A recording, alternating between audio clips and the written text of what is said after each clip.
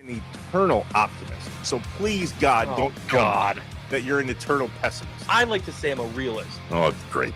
We're going to get along great. This is going to be great. This is Inside Wisconsin Sports with Trevor and Josh.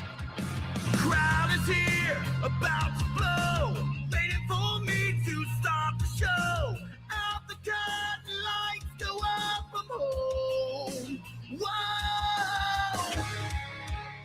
One in the biggest blowout of the series by 27 points. The back-to-back MVP will face a Game 7. The Spurs have pulled it off, and there will be a 7th game.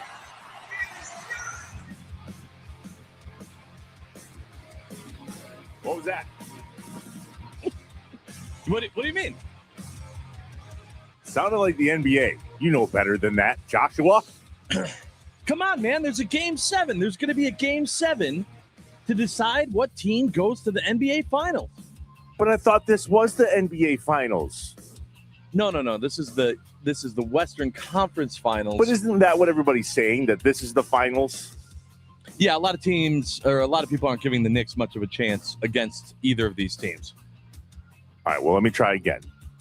What a blowout win for the Spurs. There Look it is. out. Game 7 coming this weekend. Woo! Woo! Saturday. Look at the sports day we have on Saturday. Brewers, Game 7. Can't wait. You can't make it up. What a weekend, Wisconsin. Here we go. NBA's stupid. What's up?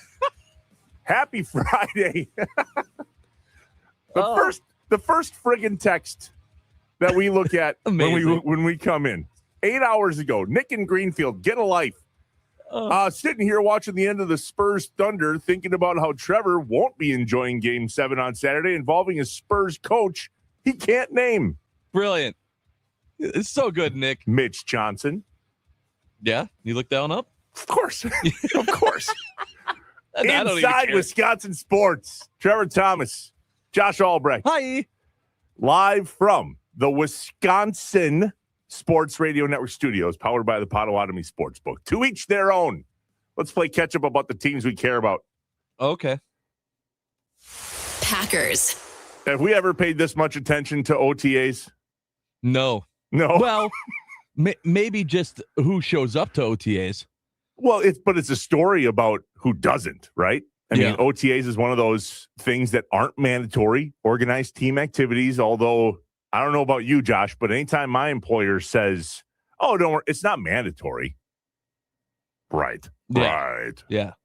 Yeah, it's not mandatory, but if I'm not there, I'm in trouble.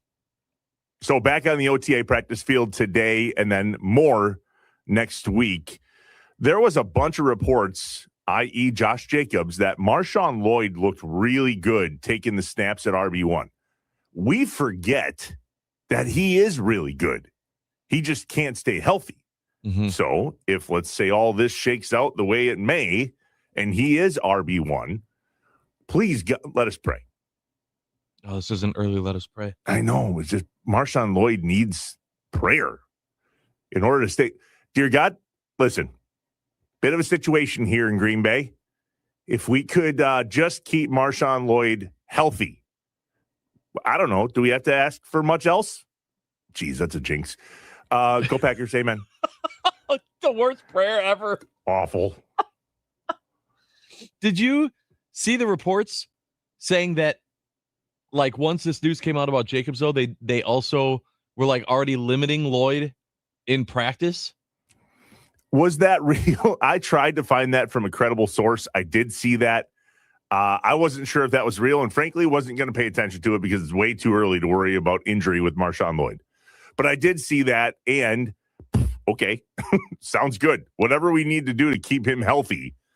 It's been annoying because imagine the 1-2 punch. I mean, it was true. Like, it was per Rob Domofsky. He essentially said that he only did individual drills on Wednesday. He did both on Tuesday, and then he sat out of team drills on Wednesday. What does that mean? This is what I'm saying. What a mess. Anyone, like, it doesn't matter how good you are at an activity if you can't stay healthy enough to do said activity. So if I don't care if it's because there's something wrong with Lloyd or if they're just bubble wrapping him. If on day 2 of OTAs, you're that worried about his health because now you need him to be RB1, that's a problem. Well, but it's early. So let's just dot our I's and cross our T's and just remember, he's not coming off of a healthy season. So if we just have to limit him right now, I mean, can you imagine when all that news broke? If you're the Packers brass, you go, where is Marshawn Lloyd right now? Somebody get a hold of him and get him here. Why? Because he lives here now. We're going to move him into the stadium. He's going to live here so we can watch him 24/7. Yeah, to make sure he doesn't hurt himself. Exactly. Yep. Including at practice on the football field. Yeah, watching you right here. Eyes up here. Marshawn, behave. Do you remember when you said this team has no holes? Brewers. Do you remember? Brewers. Friday, Saturday, Sunday. Yeah, I remember. And I got the text that night, and we woke up to more text messages that next morning. I remember. For the record, there were none. I wasn't wrong. It's not my fault. A hole was created. A big hole. Big one. Very big hole. Well, but we don't know. What do we know? We Nothing. know that our RB1 on day 2 of OTAs didn't participate in team drills. That's what we know. Or maybe RB1. He is currently RB1 On the depth chart? at OTAs. He is. I don't think there was someone else that was He's like taking the RB1 snaps. Does that make him RB1 or does that make him RB2 taking the RB1 snaps because RB1 had a bit of a situation? I don't know. I'm gonna say he's RB1. I don't see any holes. Brewers, Yeah. 3-game series, Friday, Saturday, Sunday. They are in Houston for a quick stint before they come back home to play the San Francisco Giants Monday, Tuesday, Wednesday, Thursday. On the bump, Coleman Crow for the injured Logan Henderson. Then Brandon Sproat and The Miz closes it out on Sunday.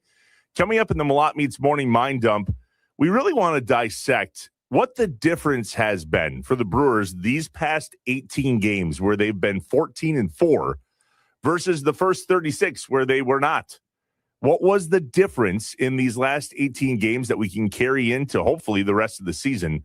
We will mind dump that and everything else on our chest and out of our heads coming up at the top of the 7 o'clock hour. What are your thoughts, feelings on the Astros? Do you have a feeling about them, or are they just another team? I don't have any feelings about them.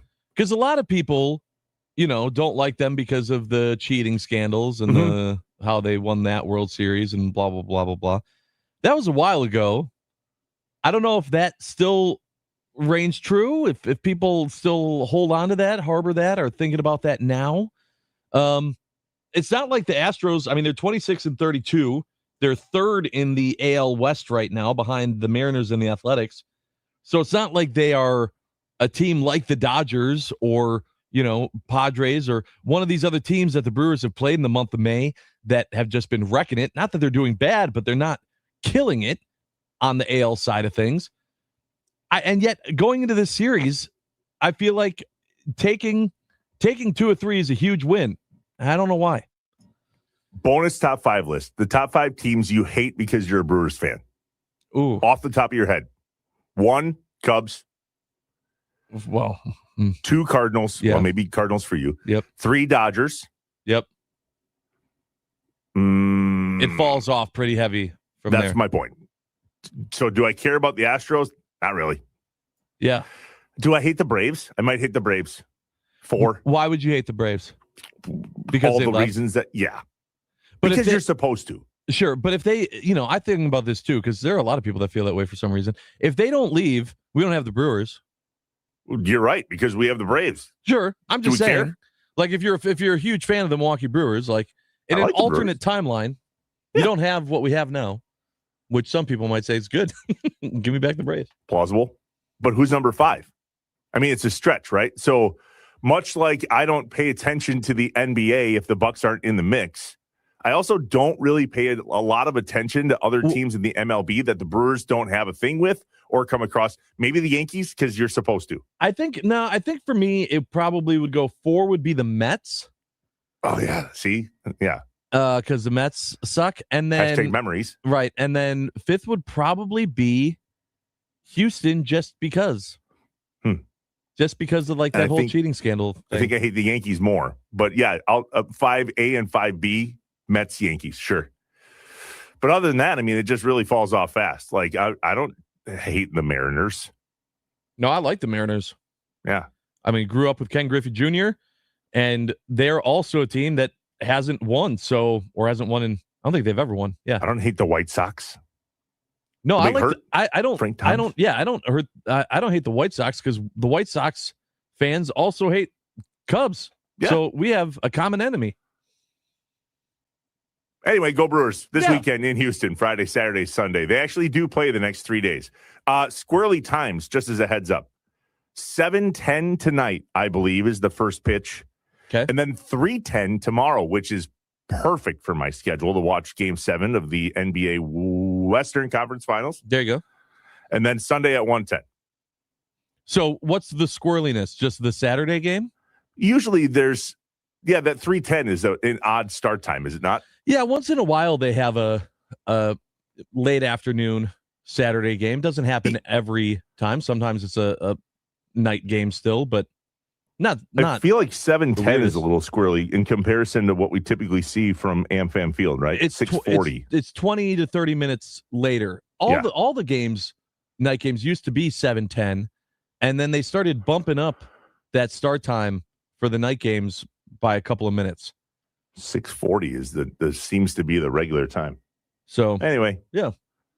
Okay. All right, go Brewers. Yeah. I love it. Hey, look, Badgers and Hall of Fame inductees. Some recognizable names for sure. Did you see the list, Josh? I saw one in particular that I went, Sam Decker? know him. That's the guy. Melvin Gordon also got inducted. I know him too. Now, do you know this guy, Chris Borland? Yeah, that name sounds familiar. Why does that name sound familiar? I don't know. Why does that name sound familiar? So obviously, Wisconsin, right? But he made news as one of the first NFL players to retire like now. 1 year. And he's like, I hit my head a lot. And I don't think I want to hit my head a lot. And so I'm out. And that made a lot of news because he had to pay back a bonus that he got when he signed his first 4-year deal. He got a signing bonus of $617,436. He had to pay back 3/4 of that bonus, $463,077. He, for lack of better terms, punted. He was like, this doesn't make any sense for me in my life. Yeah. I can make all the money in the world and also probably scramble my brain. Yeah. Yeah. And that had that started asking the question of, should other people be doing this? Like, it's drawing more attention to the concerns. And it's interesting, right? Because we as fans go, no.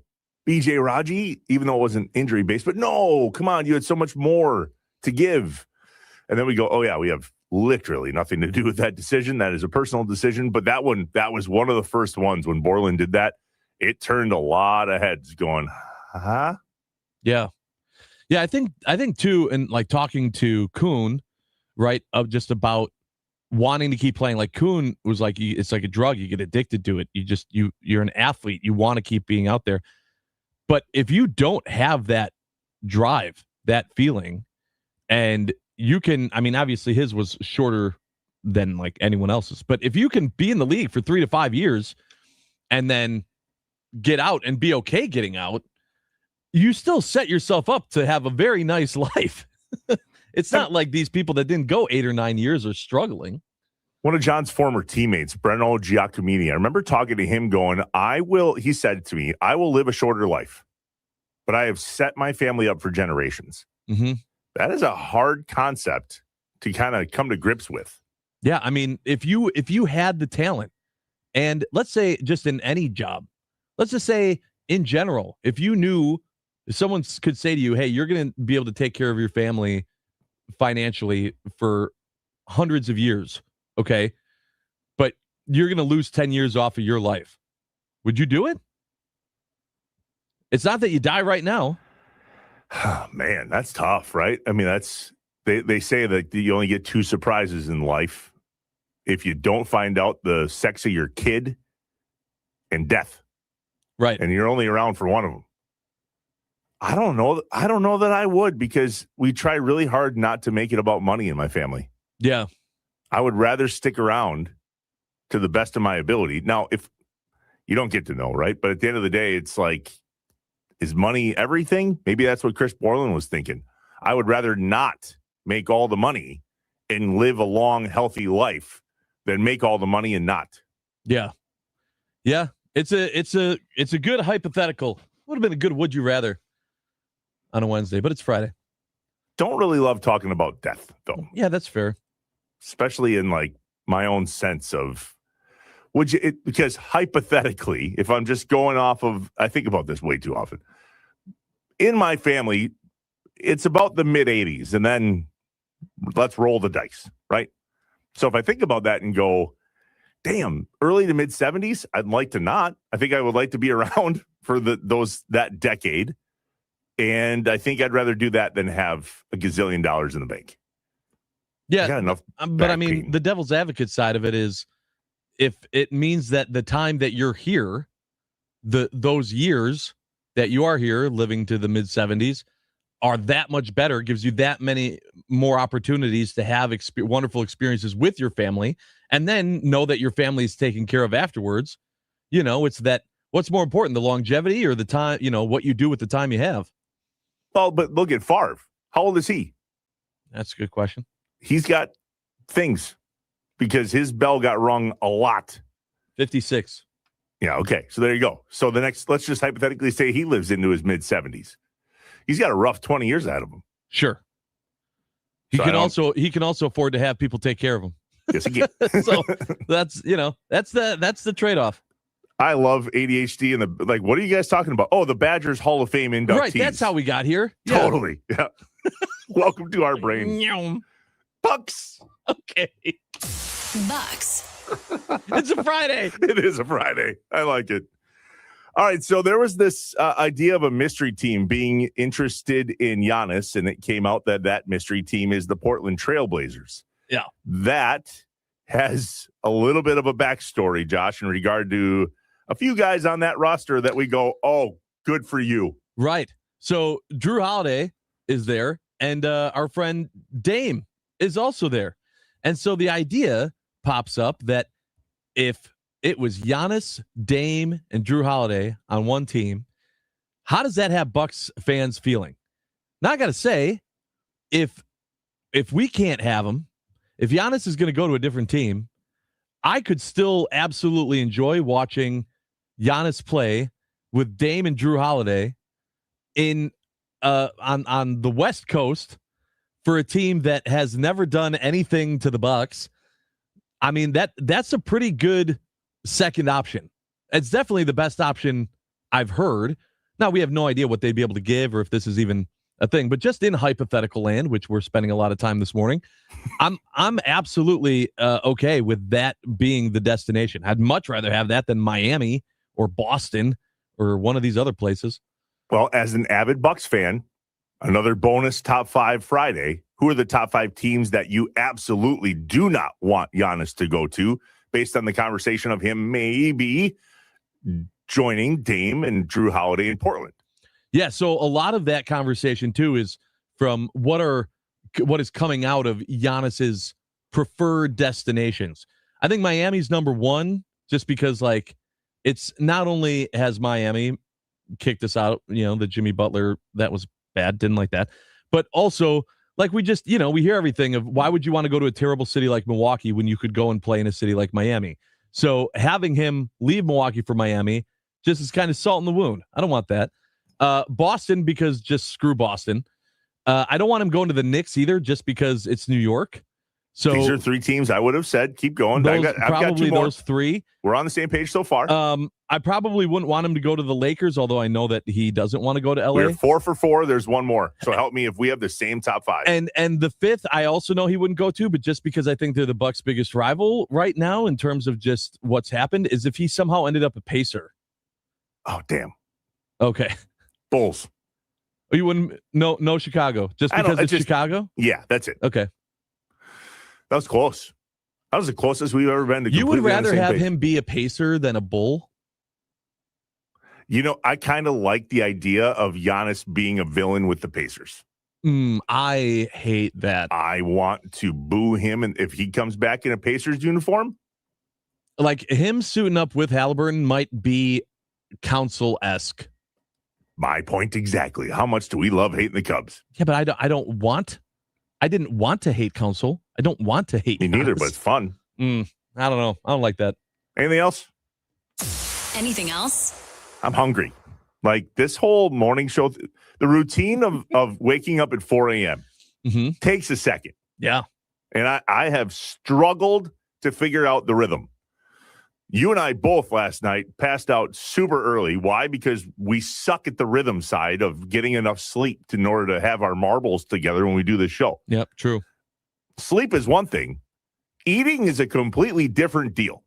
When do you eat you're not eating breakfast right now? Is that what I'm hearing? No, ever since I've probably in the last, I don't know, however many years, I try to push it as long as I can in the day to get as late as I can into the day before I eat for the first time that day. Like intermittent fasting reasons? Essentially. Okay. Yeah. Do you have creamer in your coffee? I don't drink coffee. Oh, that's right. You're a Monster/energy drink guy, which I've also stopped doing. What are we doing? Why? I'm just tired now, but I'm just drinking water. Just trying to drink water. Because intermittent fasting, I guess. You're trying not to start up the old metabolism with calories in the morning. I get it. Yeah. If I didn't drink coffee with creamer, I would not be here right now. That is a requirement. But I also do not eat until like 11:30. And then you start going on meetings. At least that's what I do after the show. I'm out and about on marketing calls and working with our partners and bringing everything to life from an advertising standpoint. And I love that part of my job. But yesterday, I think I mentioned this, or 2 days ago, I was at Malott Meats. That is not a place you have a meeting when you're hungry. Yeah, you can't do that. And so in the I Have Questions portion of the show next, we'll answer your questions with 100% accurate answers. Not true. And also, if you're in a grocery store and you're starving, you made the mistake, the huge mistake of going grocery shopping while hungry. We've all been there. What are you walking out with every single time? You're walking into the store and you're starving, and you're probably going to walk out with something because you're starving. Not the thing that you needed to get because you went there in the first place, but the thing you're like, ooh, I'm hungry. Let's buy that. Right. You got your bread, your milk, your eggs, and then you also got that thing you weren't planning on getting, but your tummy is rumbling and you're in a grocery store. And does the time of day make a difference? Interesting. Maybe a little bit. Also this weekend, Oaks Fest. Josh, I know you were out there yesterday joining Mitch Thunder Nellis, and I believe was Sparky out there as well yesterday? Sparky was there yesterday. Got to see Sparky. They already have everything set up. Bands were getting set up when I was out there. Going to be back out there today. Mitch and Sparky both doing their shows. They got more live music, entertainment. I'll be there for the start of the Mason Crosby show, having a big old bowl of chili. It's going to be a blast all weekend long. You're not going to want to miss it. Stop by, grab some food, enjoy some great entertainment all weekend long at Natty Oaks and Oaks Fest on National Avenue in West Dallas. I Have Questions is next. You're hungry in a grocery store. What are you leaving with that you didn't really go there for? 414-677-1250. That's the Nicolay Law talk and text line. We are live from the Wisconsin Sports Radio Network studios, powered by the Potawatomi Sportsbook. It's Inside Wisconsin Sports with Trevor and Josh.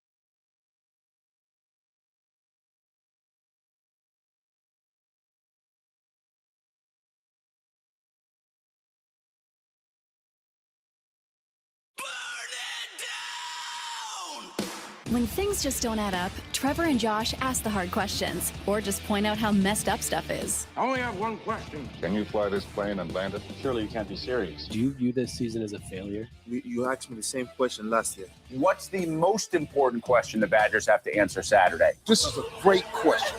Oh my God, this is a great question. It's time for I Have Questions on Inside Wisconsin Sports with Trevor and Josh. 414-677-1250, the Nicolay Law Talk and Text line to interact with us inside Wisconsin Sports with Trevor and Josh on a Friday, and the question of the day, along with your questions. Like, literally ask us whatever you want. Mm-hmm. It's squirrely already, I can tell. Josh and I both got good sleep last night, good-ish sleep last night. We slept. Yeah. I got great sleep. I did not. But I you slept. need to go and get. I told you earlier in the week, go find a CPAP, buddy. There's stores that got them. Call your doctor. I know. It's the stubbornness that's making me go, yeah, but I could also just not.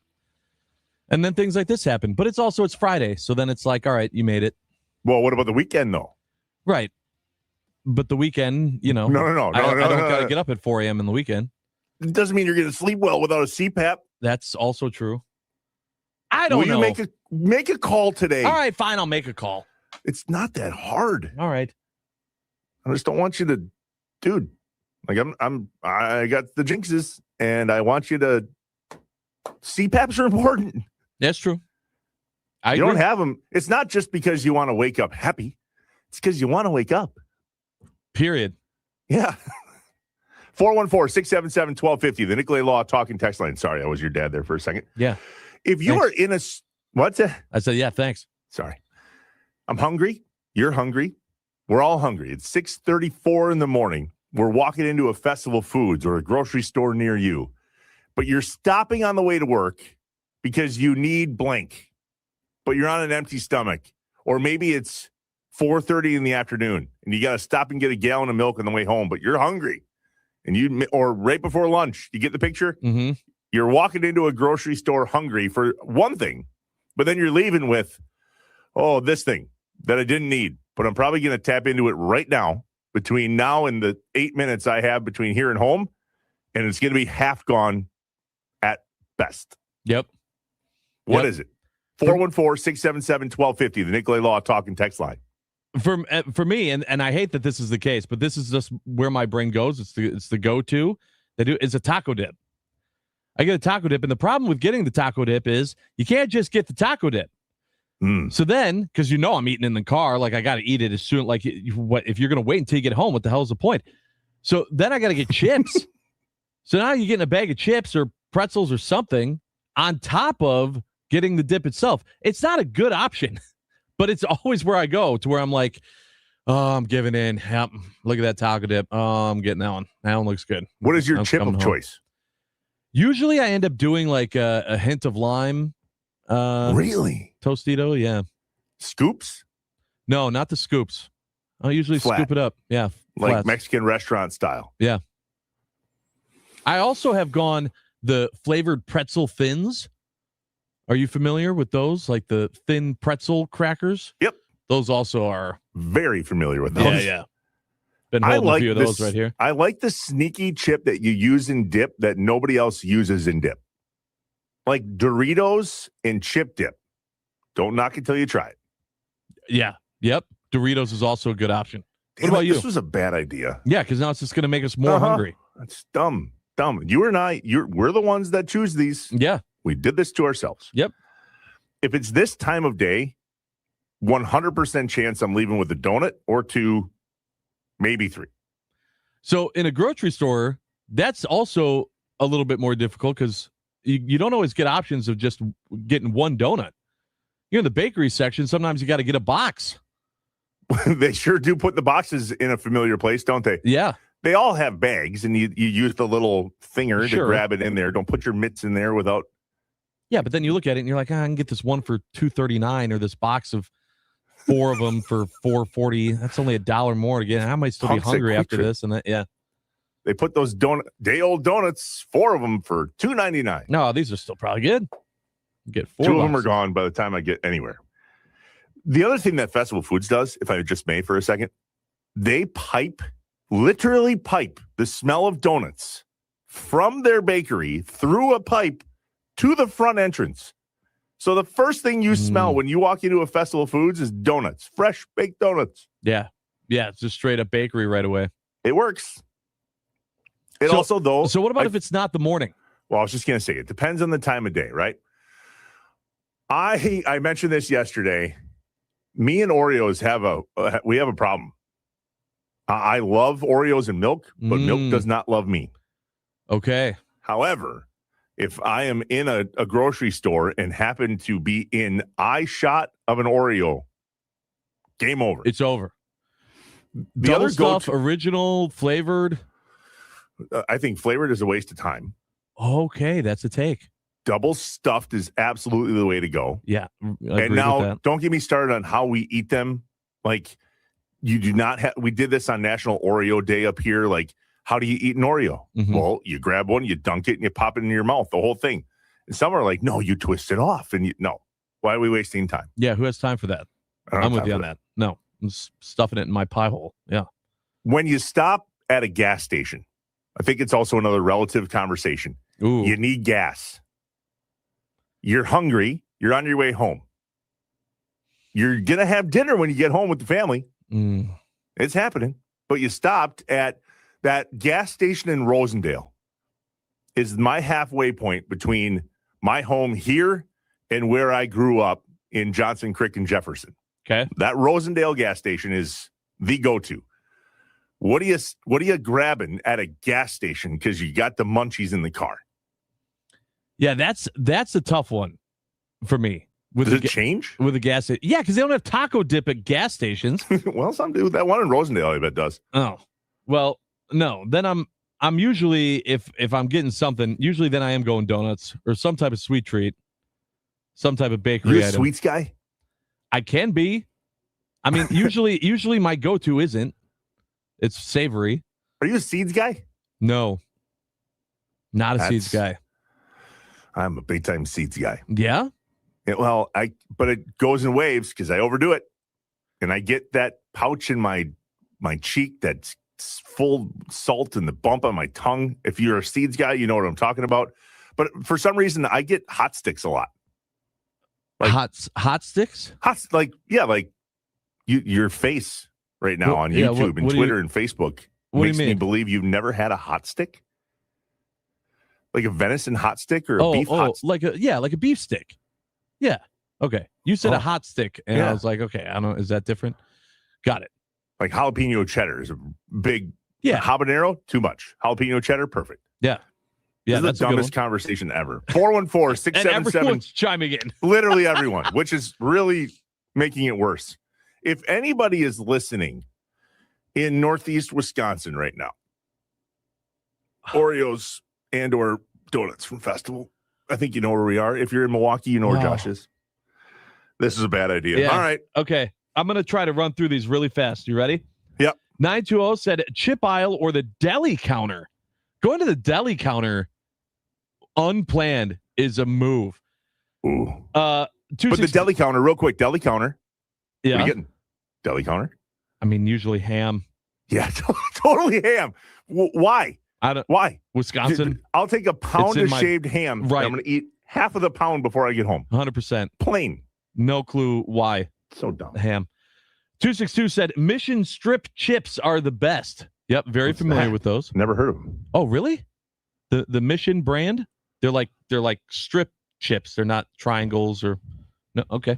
Never had them. Well, get you a bag of them. Change that today. 920 said Old Dutch plain potato chips with French onion dip. Yes, another chip and dipper. Appreciate you. 920 said cheese curds and sausage bites. Also one that'll work at a gas station. Yep. Josie said Oreos are vegan. They are my guilty pleasure. How do you eat them, Josie? Well, the 920 says the only way to eat an Oreo is to stick a fork into the frosting, dip the Oreo in the milk, and then fork the Oreo into your mouth. Takes away all the mess. I don't have time to eat Oreos with a fork. But do you eat Oreos with milk? Are you a dunker? If I have the opportunity. Well, that's what they're saying. If you sit down with a glass of milk, No. This is I'm starving. I just got Oreos on the way home. They are not making it home for me to set up. I'm going to put the Oreos here. I'm going to pour a glass. No, I'm an animal right now. I'm literally turning into Cookie Monster. How do you answer the question of if you got a brand new thing of Oreos, how many Oreos do you eat? I have an answer. What's yours? This many, which you can't see on the radio, but it's however many my hand, when I open it as wide as I can and put it in a sleeve, that many that I can take out. I always ask how many are in a sleeve because it's typically a sleeve. I can't. I'll take a whole handful stack and then walk away from the box. Double stuffed Oreo. This is from the 262. Double stuffed Oreo, twist 2 off and combine to make a quad Oreo. Whoa. So satisfying. But that's so much work. Is it a quad or a tri? Yeah, is that a tri Oreo? That's a good one too. Good job. Proud of you. 920 says beef sticks with a soda. Yep, definitely. JB says Trevor will hate the mission strips. Not enough structure. I think they absolutely have enough structure. I don't know.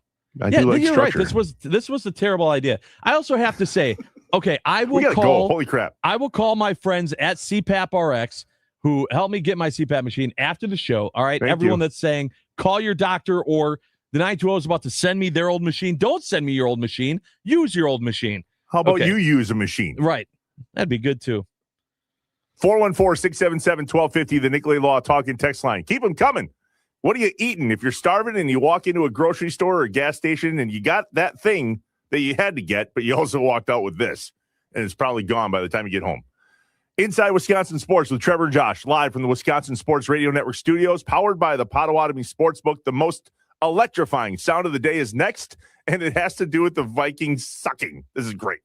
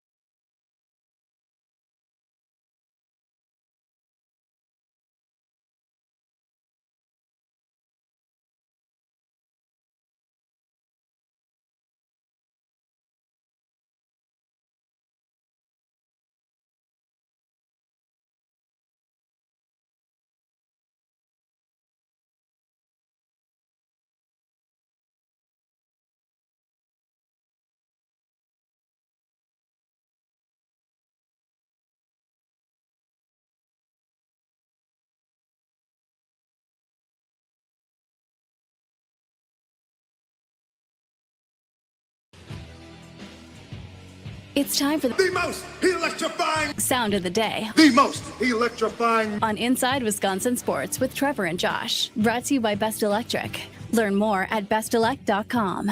Don't stress. Connect with the best. Describe your relationship with JJ to this point? It's been great. It's been great. Obviously, I know he's a younger guy, so any way I can help him. Obviously, I feel like I've played 7 years now, going on 8. So I'm considered a veteran, even though I don't see myself as that. Give him any knowledge that he needs. Again, we're both competitors, and I know we both want what's best for the team. Has he been receptive to hearing criticism? Of course. Yeah, he's overly acceptive, and he's always communicating, asking questions, stuff like that. So it's been good. JJ, what's your relationship been like with Kyler so far? It's just like two guys in a classroom. He sits on one side, I sit on the other side, and it's the coach's responsibility to teach us and coach us. So, is there any awkwardness like between you two? Awkwardness, it's just like the same feeling, when you're in high school and there's another person on the other side of the room. That's just kind of how it is. So I wouldn't say there's any awkwardness. And that was Kyler Murray and J.J. McCarthy talking after the OTAs in Vikings camp. And that is the most electrifying sound of the day, brought to you by our friends at Best Electric. Remember, no job is too big or too small for Best Electric. Don't stress. Connect with the best. Call them today or visit bestelect.com.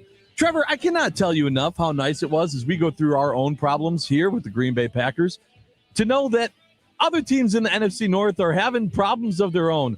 Boy, talk about not being on the same page when addressing the media. I wonder if Vikings fans and Bears fans thought this about us when Rodgers and Favre were going through it. Remember when Favre was like, it's not my job to train or lead or whatever for Aaron Rodgers? Sure. But also at that point, like, you still knew like 100% what the roles were. True. At that. He was like the glorified backup. That's what Rodgers was. This is, okay, they got the guy they had. They bring in Kyler Murray. Kyler Murray, been a vet, takes a very professional answer, exactly what you should be saying.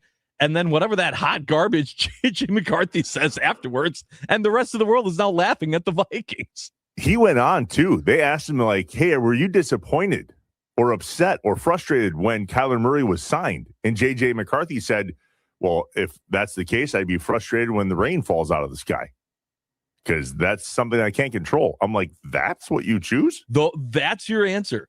Why would I be upset if the rain falls out of the sky? Okay, first off, I want what you're on. Right. That was quick and weird. And secondly, buddy. Right. Read the room. We just got done hearing from John Kuhn that they all go through media training. Right. Apparently, J.J. McCarthy skipped that session. Yeah, like every session. Like he missed every single one. But it provided a nice laugh for us Packer fans that needed one yesterday. And now here we go. All the Vikings fans, we live rent-free in your head. No, you don't. You're just stupid. And when you say stupid things, right, we laugh. I wasn't even thinking about you. And then this clip came out. We're thinking a lot about the Brewers. And as we head into the weekend, the Brewers are in Houston for a 3-game set against the Astros. A really weird, quick road trip down to Texas and then back home against the Giants. We'll preview the series. Who's on the bump? Why are they on the bump? And what should we expect from the Brewers moving forward? Because we've got something going here that we didn't get the first 36 games of the season, but boy, the last 18 have gone really well.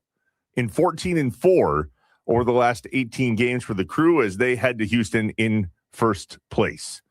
And that's what we want your thoughts on in the Malott Meets Morning Mind Dump. It's all things Milwaukee Brewers. What do you got to get off your chest and out of your head before the series against the Astros this weekend? Questions, comments, concerns, thoughts? Or are we just super stoked that the season seems to have taken a turn for the better? Ugh. Jinxie Jinxerson, 414-677-1250, the Nicolay Law Talking text line.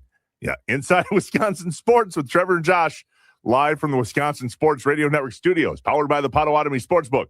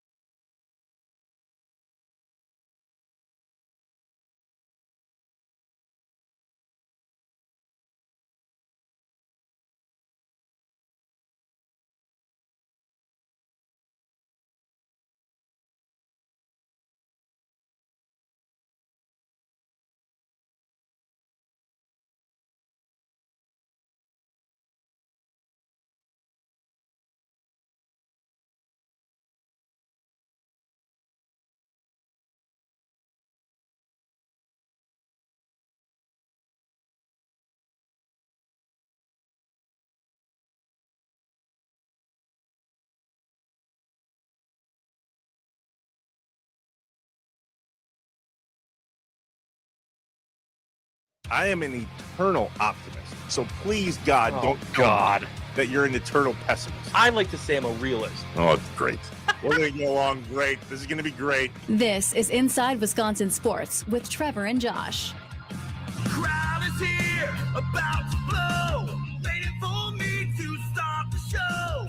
Out the curtain, lights go up, I'm home. Whoa! It's one in the biggest blowout of the series by 27 points. The back-to-back MVP will face a Game 7.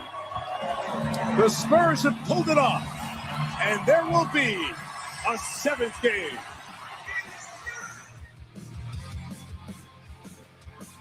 Seventh game in what?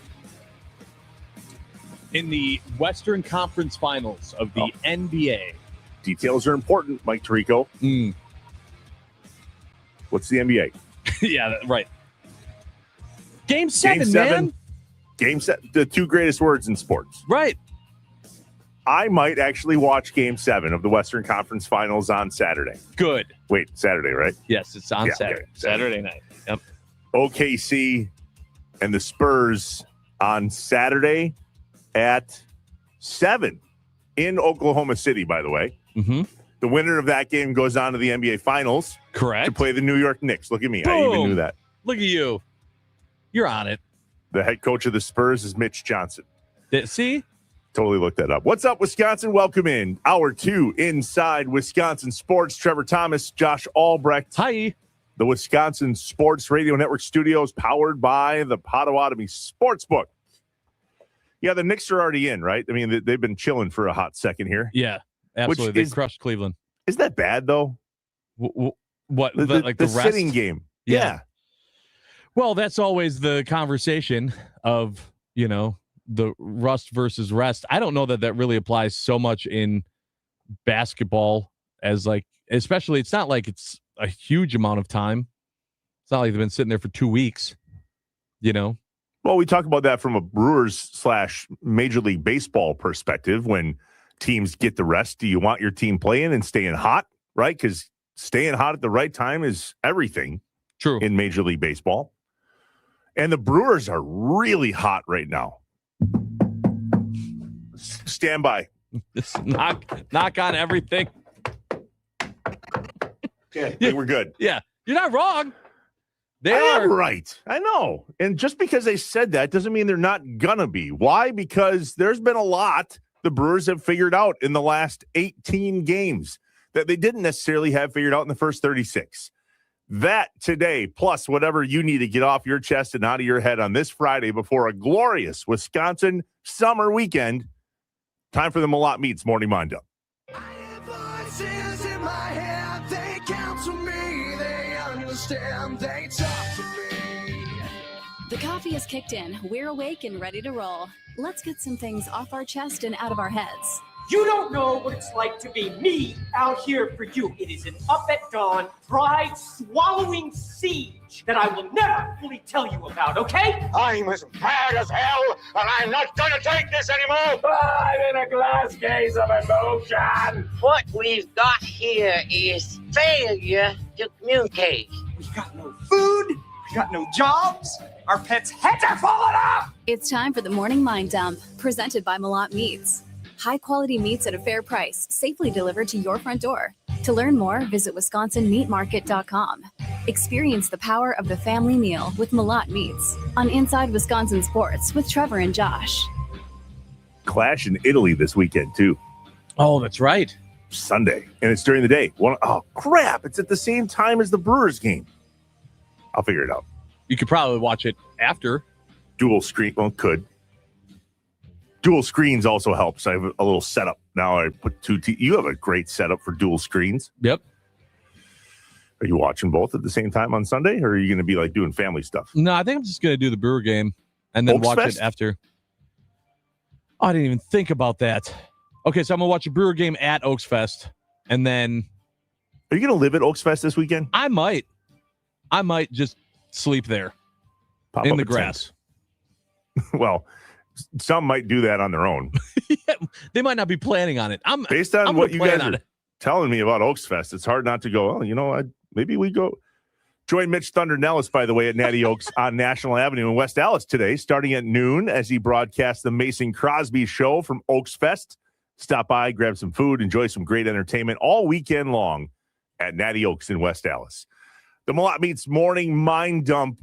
Finally, summer is here. At least that's our rules. Yes. Memorial Day to Labor Day. That's summer. That's a Wisconsin summer. If you're not grilling this weekend, and specifically if you haven't gone to wisconsinmeatmarket.com and saw all of the amazing items that you should be putting on your grill, you need to. Like today, right? Meow. wisconsinmeatmarket.com. Experience the power of the family meal with Malott Meats by experiencing high-quality meats at a fair price delivered right to your door. Kirsten from GB. Mom, the bald guy on your show is yelling as he watches Trevor jump around on YouTube. Yeah, I was knocking on wood because as we go into a conversation here in the Malott Meats Morning Mind Dump about the Milwaukee Brewers being on what you would call a hot streak. Mm-hmm. I have a bit of a hot streak with jinxing things. But can I just say, we talk for 3 hours straight every day. Mm-hmm. So if something comes out of my mouth, at some point, you don't get to go all the way back and go, see? Now, the Josh Jacobs thing was less than 24 hours. That one I'll give you. Yeah, that one was bad. But just because I'm saying they're on a hot streak, and let's just say they go a little bit better than 500 over the course of the next 18 games, you can't come back to this on a Friday and go, way to go, Trev. They won 14 out of 18, and now because you talk, that's not how this works. No, there is a statute of limitations on jinxing as well. Clash in Italy is on Sunday, 414 WWE. There's your context. What has gone right, Josh, for the Brewers this last 18 games that they didn't necessarily have figured out in the first 36 games? Because lately, 14 out of 18, not too shabby. No, I keep going back to just getting closer to being full strength, especially in the lineup. Like just having Yelich and Vaughn and who is our third guy that I'm blanking on right now? That was out. Yelich, Vaughn, Churio was out for a while. Churio. Having those guys back have made it. It just seems to have made the whole thing click. Like I brought up, it's not just like those three guys are batting 400 since they've been back, but just having them in the lineup has seemed to have given more opportunities.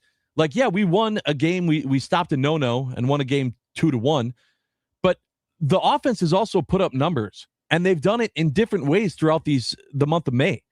It's been get guys on base and then have Jake Bauers hit one into the stands. It's been, Yelly comes out right out the gate with a homer. It's also been you can have a double and then a double. Like they're scoring runs multiple ways, and we just didn't see that when those three guys weren't in the lineup. So it's hard for me to not focus on the offense a little bit here and look at that. I know that everyone wants to go starting pitching, and the starting pitching has been great, but also the starting pitching wasn't bad in April, right? The starting pitching was the highlight when we were frustrated with the ups and downs of April. It was the bullpen falling apart. It was the offense not performing. So the starting pitching has been great. The starting pitching is, for the most part, always been great. So let's just compare the two. Let's compare the lineup getting healthier and what starting pitching has done. And what we're going to do is compare to those first 35, 36 games in the last 18. Let's start with offense. The average of our batting offense, the first 35 games, 244. The last 18 games, 253. Marginal, but nothing major. Slugging, 361 to 374. OPS, 699 to 696. Home runs, far less. Now, fewer games, certainly, but home runs has not been a thing for the Milwaukee Brewers this last 18 games that have gotten them over the hump. Stolen bases, less as well. But ultimately, the strikeout rate is higher these last 18 games, and the walk rate is lower. So what gives? Well, it's pitching. But it's not just starting pitching. Yes, starting pitching absolutely went nuclear. And we're not exactly healthy there either. But what's been the difference is we can actually count on not only starting pitching to go deeper, but Aaron Ashby is leading Major League Baseball with 9 wins. Yep. Our bullpen, even not at its healthiest, has allowed the Brewers team to figure out what their Brewer baseball formula is. Starters giving them a chance. Bullpen shortens the game. Offense has manufactured enough, and our defense has allowed us to keep runs lower along with pitching. 414-677-1250, the Nicolay Law talk and text line. Josh says hitting and pitching. I would say starting pitching and relief. What say you? What have you noticed as a Milwaukee Brewers fan over these last 18 games that you're seeing that you did not see during the first 36 games of the season or the first 35 or whatever the case may be? What is it that's got us going, definitely can't miss the Brewers game this weekend? Because I'm there now, and I wasn't there in the beginning. No, I'll tell you one of the big things is confidence. And that confidence, when you talk about starting pitching, it comes from having a guy like The Miz, which they talked about The Miz on Pat McAfee yesterday. Here's what they had to say. The Miz also, what he's doing is fantastic. Yeah. As he had a 50 over 100 mile an hour pitch night the other night. Yeah. I mean, we may see that again. I don't know though. Like, that's very hard to wrap your mind around. Like, the human body is not supposed to do that. I don't know how this guy stays healthy. I don't know how his arm doesn't fall off and he has to like physically reattach it before every start, but he is absolutely filthy. He's an actual cannon. Like, yeah. He's a cannon. He's a cannon and like a mixture of Gumby because he's like 6'9", so his body is like bendable and like goes in weird ways. So he's a pliable cannon. He's a pliable cannon. Yeah, pliable cannon. Listen to the stats, Josh, in regard to The Miz.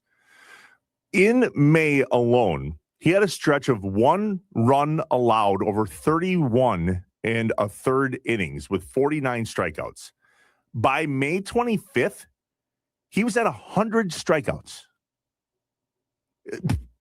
Absurd. Yeah, it's insane. And it's an undeniable fact when people are starting to have conversations about Cy Young races and things. You can't ignore that stat. You just can't. 414-677-1250, the Nicolay Law talk and text line. Later this hour, we're going to chat with Rob Zerjav from the Wisconsin Timber Rattlers, who's getting the next wave of pitchers ready, along with fielding and hitting and all the things that the baby Brewers at the Wisconsin Timber Rattlers down in Appleton, a homestand for them this weekend. And I wonder how much that plays into it, Josh. The Miz was there in Appleton not long ago. Sure.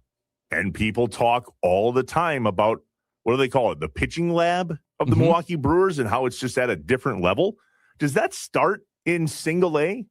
Or where do they begin having the theory of pitching is a big deal for the Milwaukee Brewers? And we get to see even some of the big leaguers do rehab starts in Wisconsin and Appleton as well. 414-677-1250, the Nicolay Law talk and text line. We'll continue the conversation when we get back about what makes the Brewers good now that didn't necessarily make them good to start the season. Plus, it's a Top 5 Friday. Summer is officially here. Where are the top 5 spots that you'd like to have a drink this summer? And we're not talking like your favorite towny bar, Max Pub and Grill. We're talking like the spot. Sure. Like on a pontoon. There's my number 5. Giveaway. Inside Wisconsin Sports with Trevor and Josh, live from the Wisconsin Sports Radio Network studios, powered by the Potawatomi Sportsbook. What's making the Brewers good? And our top 5 lists when we get back. Stay here.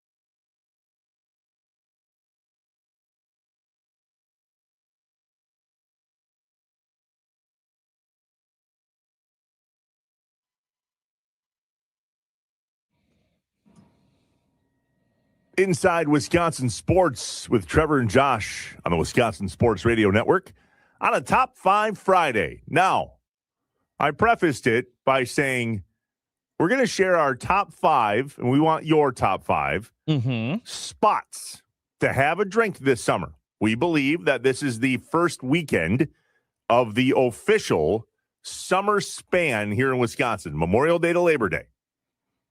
Now, before all of... Here we go again, Trevor, talking about... Yeah. Whose idea was this, Josh? This is my idea. Thank you. Yeah. Trevor's troll. I mean, right. So because it was my idea, it's fine. Right. Yeah. Josh talks about drinking. Everything's fine. Right. It's this damn taking off Monday thing. That's what it is. You can party. You just can't then take days off to recover from the party. That has nothing to do with partying, though. That's my point. Listen, if Monday through Friday, you work Monday through Friday, but you get one day off every week. Every week, and it's the same day. What day are you taking off? Monday. Why aren't you the alcoholic? Because I don't take that Monday off to recover. I just slug through it. I just go, oh, okay. No, my point, it has nothing to do with recovery for me. It's more like I just would prefer not to have work. I would rather work Saturday. Oh, that's crazy. I don't know. Monday, it's always been a thing. No. I've always had a problem with a Monday. I need my Saturday. I know that Mike Keller, I love Mondays. Yeah. I hate Mondays. I love Fridays, though. Yeah, Fridays are great. Top 5 Friday. So top 5 places, spots that you would want to have a drink this summer. I have generics that lead into specifics for all of them. Good, I like it. 414-677-1250, the Nicolay Law Talk and text line. Plus, whatever top 5 you want to throw at us, we'll probably read it as we do this. Before we chat with Rob Zerjab about the Timber Rattlers homestand this weekend, it's Jacob Mizorowski bobblehead day on Sunday. Let's go. All right, what are your top 5? All right. So my number 5 is at a beer garden, specifically the Milwaukee County Parks Traveling Beer Garden, in a bag chair, in shade, provided by a tree. Wow. Hope it all comes together for you.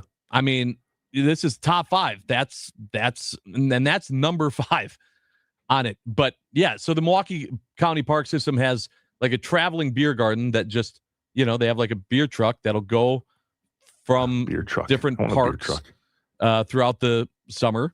And it's great. It gets people out into the parks and awesome time just chilling out, enjoying a great Wisconsin summer night.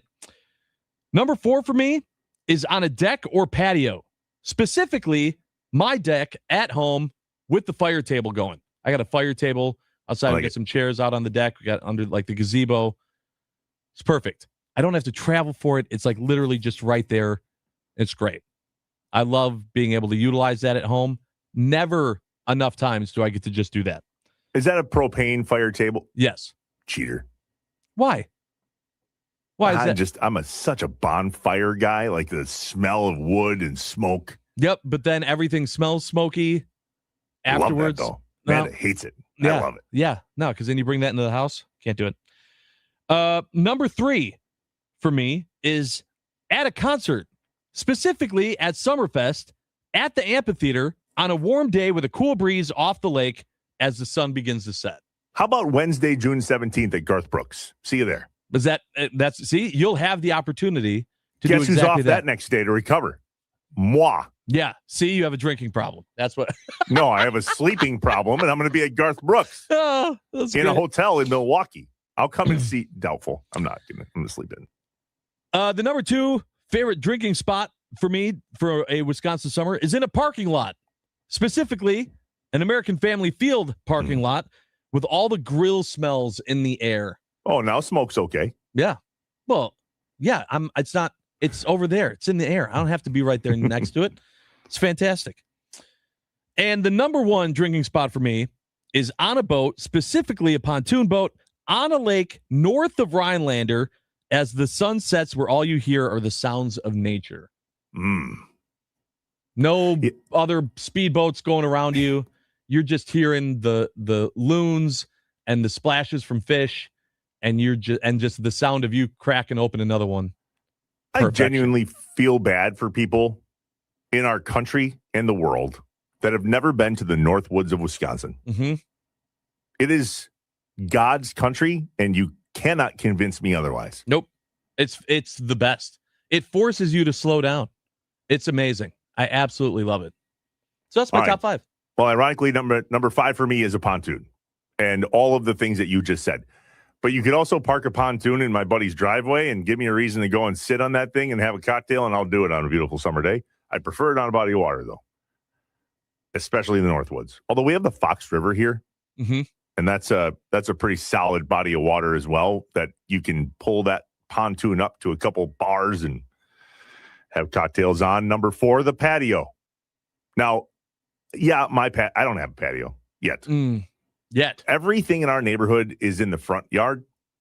So gotcha. like rare is the patio. And ironically, the one patio that we do hang out on a lot, especially in the summer for Brewers games, is my buddy Andy's patio, which you can see from our front yard. So he does have a nice patio. Enjoy that out there with the TV.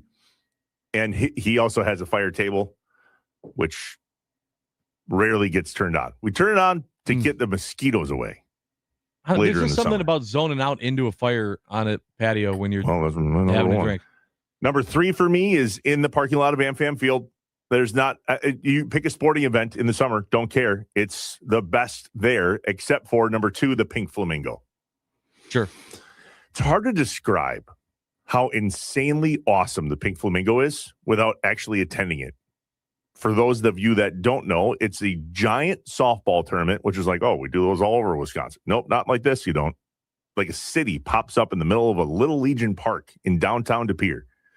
And then it's gone on Monday at about 11 o'clock when we go have lunch at Sidekicks. And I'm off that Monday, by the way. Of course you are. Number 1, bonfire. Pick one. Don't care where. Could be in the front yard. Could be in our driveway with the little solo stove thing we have. Could be in a backyard. Could be in a field. Just looking at fire. Period. Yep. I'd like to sit down. Sure. We just bought new chairs. They're the rockers. Oh, yeah. The rockers are fun. Game changer. I didn't get the memo on that. Yeah. They're nice. Is that what you have? Yeah. Heavier to carry, doesn't matter. Worth it. You can keep those together with a little strap and throw it. I like it. Yep. All right. Where are you having cocktails, Wisconsin? 414-677-1250. The Nicolay Law Talk and text line. What do you see, Josh? So Scotty Tiffany said the beer garden, particularly the one within walking distance from my house and then also at AmFam. The 414 said my front yard with a grill and a fire going, or trailer in the Dells with fire and music. Nothing beats those. 262 says my number 1 should have been a cold beer on top of a destroyed trampoline because of a windstorm. Okay. Usually not. Usually not. That's not one that I get to enjoy every year. So there's something that you can't get rid of. Definitely true. Pun intended. B Hintage in West Dallas says my top 5 places to have a beer up north edition. Number 5, the Corner Pub in Mercer, great dive bar. Number 4, the Thirsty Whale in Minocqua, boat slip parking. Number 3, my screened in front porch at the cabin. Screens are important. Yep. Number 2, my pier on the lake. I mean, come on. And number 1, in my boat during the magic hour. Magnificent topic. Do you know what that is? Magic hour? Yeah. Yeah. I call it golden hour. Yeah. But yeah. Unbelievable. It's fantastic. Northwoods Lake. Get out of here. The 920 says, in no particular order, standing in front of the grill, around the campfire at the campground, at Miller Park. I said what I said. While kayaking on the river, and drink in hand while playing bags or cornhole. Yep. 2 honorable mentions here that I probably should have thought through. Number 1, have you ever gone tubing on a river and had the cooler in a tube with you and a bunch? We're doing that as a neighborhood. We did it last year. Oh. Time of my life. Yeah. Have not done that in a long time, but have Me done neither. Until last year. And we're doing it again. Remind me to tell you about the story about the snake. The snake. Oh, dude. Okay. Hashtag teaser for Monday. Yeah. Yikes. Right. I'm going to write that down. The 414 says top 5 places to have a drink, and then goes opposite. Oh, this is Jeff and Fox Point. All right. I'm going to try to, this is opposite order. He says number 1, Madison and Memorial Union Terrace. Yep. Number 2, Brewer game, tailgating, and in the bleachers. Number 3, Veterans Park during the 4th of July fireworks. Yep, that's a good one. Number 4, the beer garden at Estabrook Park. And number 5, any friend's house barbecuing in the back, listening to the Brewers game. That is a good list. Let me see. This is Kevin from Utah in the 801.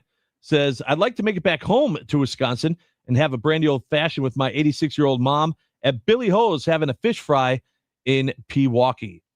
920 has one that was an honorable mention for me. Any golf cart on any course. Bingo. There is something about when it's not your turn to golf and you're just sitting in that golf cart and you're just zoning out into nothing and having a swig. I don't know what it is. Swing oil. Yeah, it's just like that moment of sitting in the golf cart, not back in the clubhouse after the round, like on the golf cart mid-round when it's not your shot. That's a good one. I can tell you what's not a great place for a drink is when you make the last out in softball.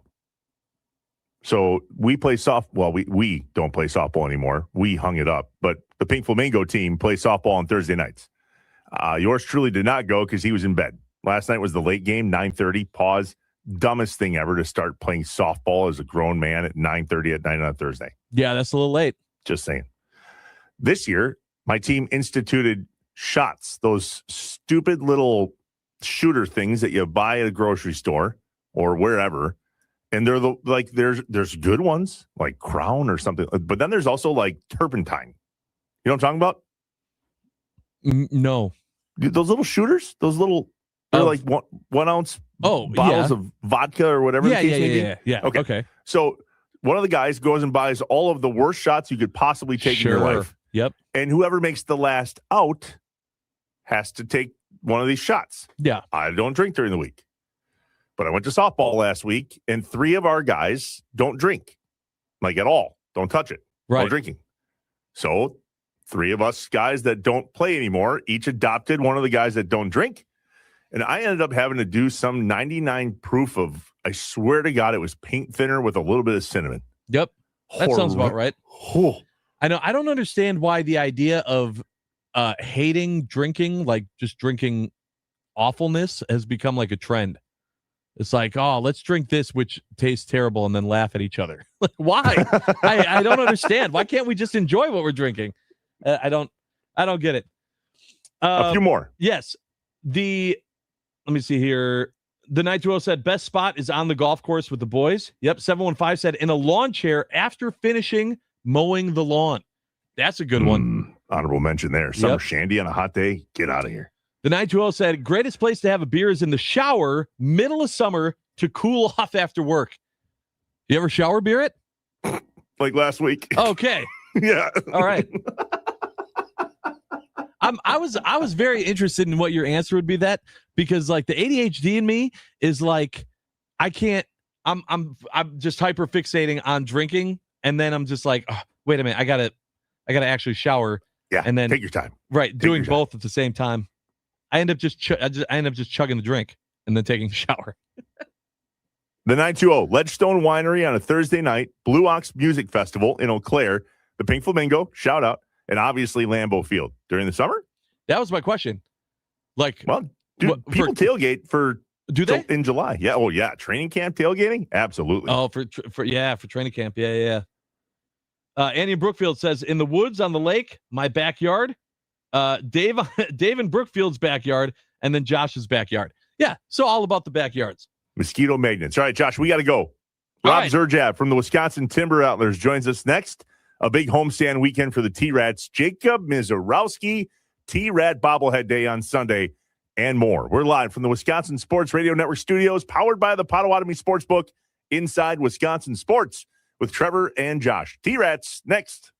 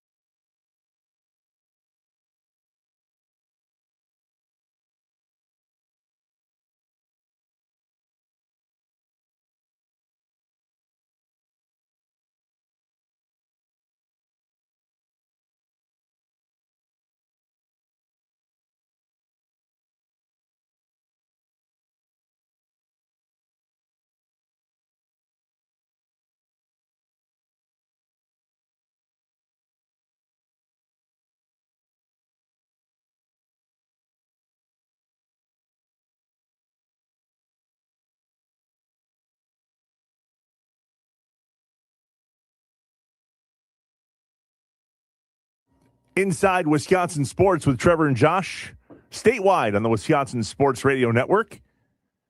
That radio network's guest hotline is powered by Gruber Law. One call, that's all. And that network hotline has Rob Zurjav on it, the president and the CEO from the Wisconsin Timber Rattlers, who have an awesome homestand this weekend. Robbie, good to see you, buddy. How are you? I am doing great. Trev, great to see you. Josh, good to see you too. Yeah. You got an Utter Tuggers hat on, but it's Shantymen this week. Yeah, we have so many identities. I didn't have a Shantyman hat handy, but I figured I'd start the conversation on alt identities, and you picked right up on that.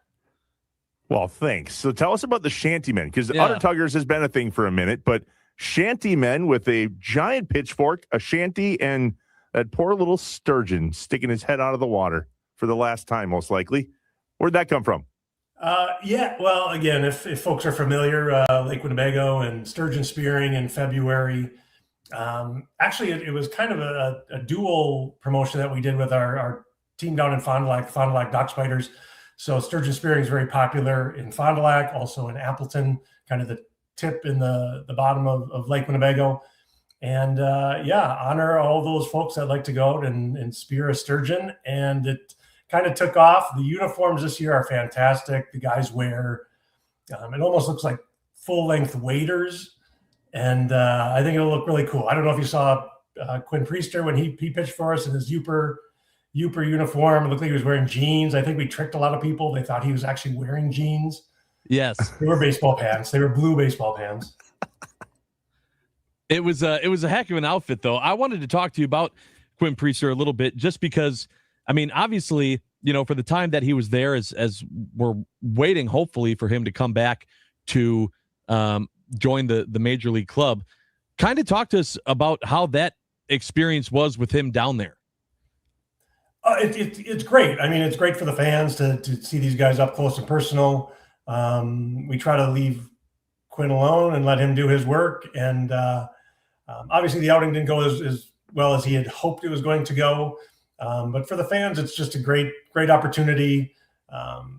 You go to Brewer games, and whether you're sitting in the front row or in the upper deck, you come to a Timber Rattler game, you're kind of always in that front row, and just to see how these guys work, and even go to the bullpen and see how they warm up. And it's different. And it's, again, great for our players to see how a big leaguer gets ready to go too.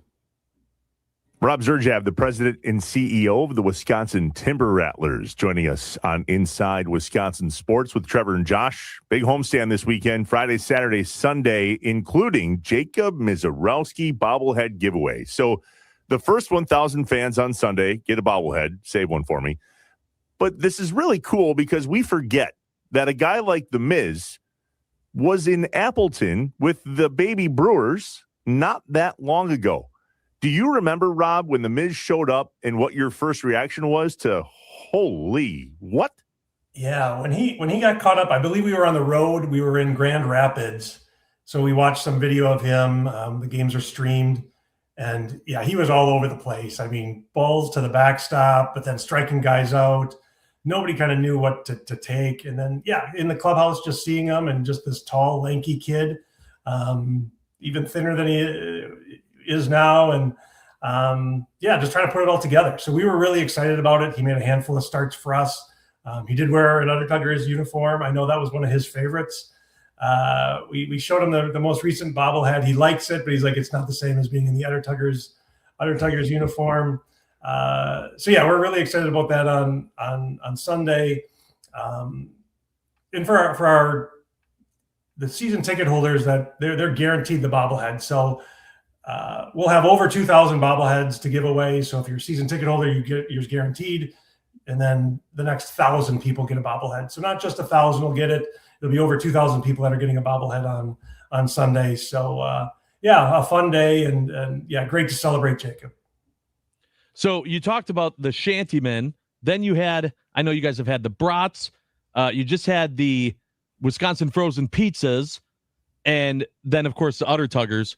Has the out of all the, because I love that about minor league baseball, just the alt identities. Is the Utter Tugger been the most popular one, though, from all of the ones you guys have done? Honestly, it might be one of the most popular in all of minor league baseball. It, just gone gangbusters and just nationwide, honestly, globally. And this cow and the angry udder, it's. Do you ever think, Rob, like, starter. do you ever think like, man, this is taking off? Like, should this just become the new identity of the team? You ever see like an alt identity going, people, this should just be the name of the team? This one got close. It was pushed a little bit internally, but I think it's great to just have it again and celebrate June Dairy Month. We do it for 4 days in June. We're the Timber Rattlers, and we're gonna always pay tribute to that. But yeah, it did come close. That's awesome.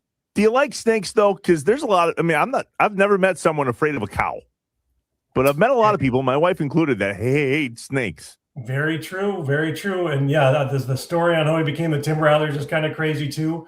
Not familiar with snakes. Grew up in Wisconsin my entire life. I think I've seen one in my entire life.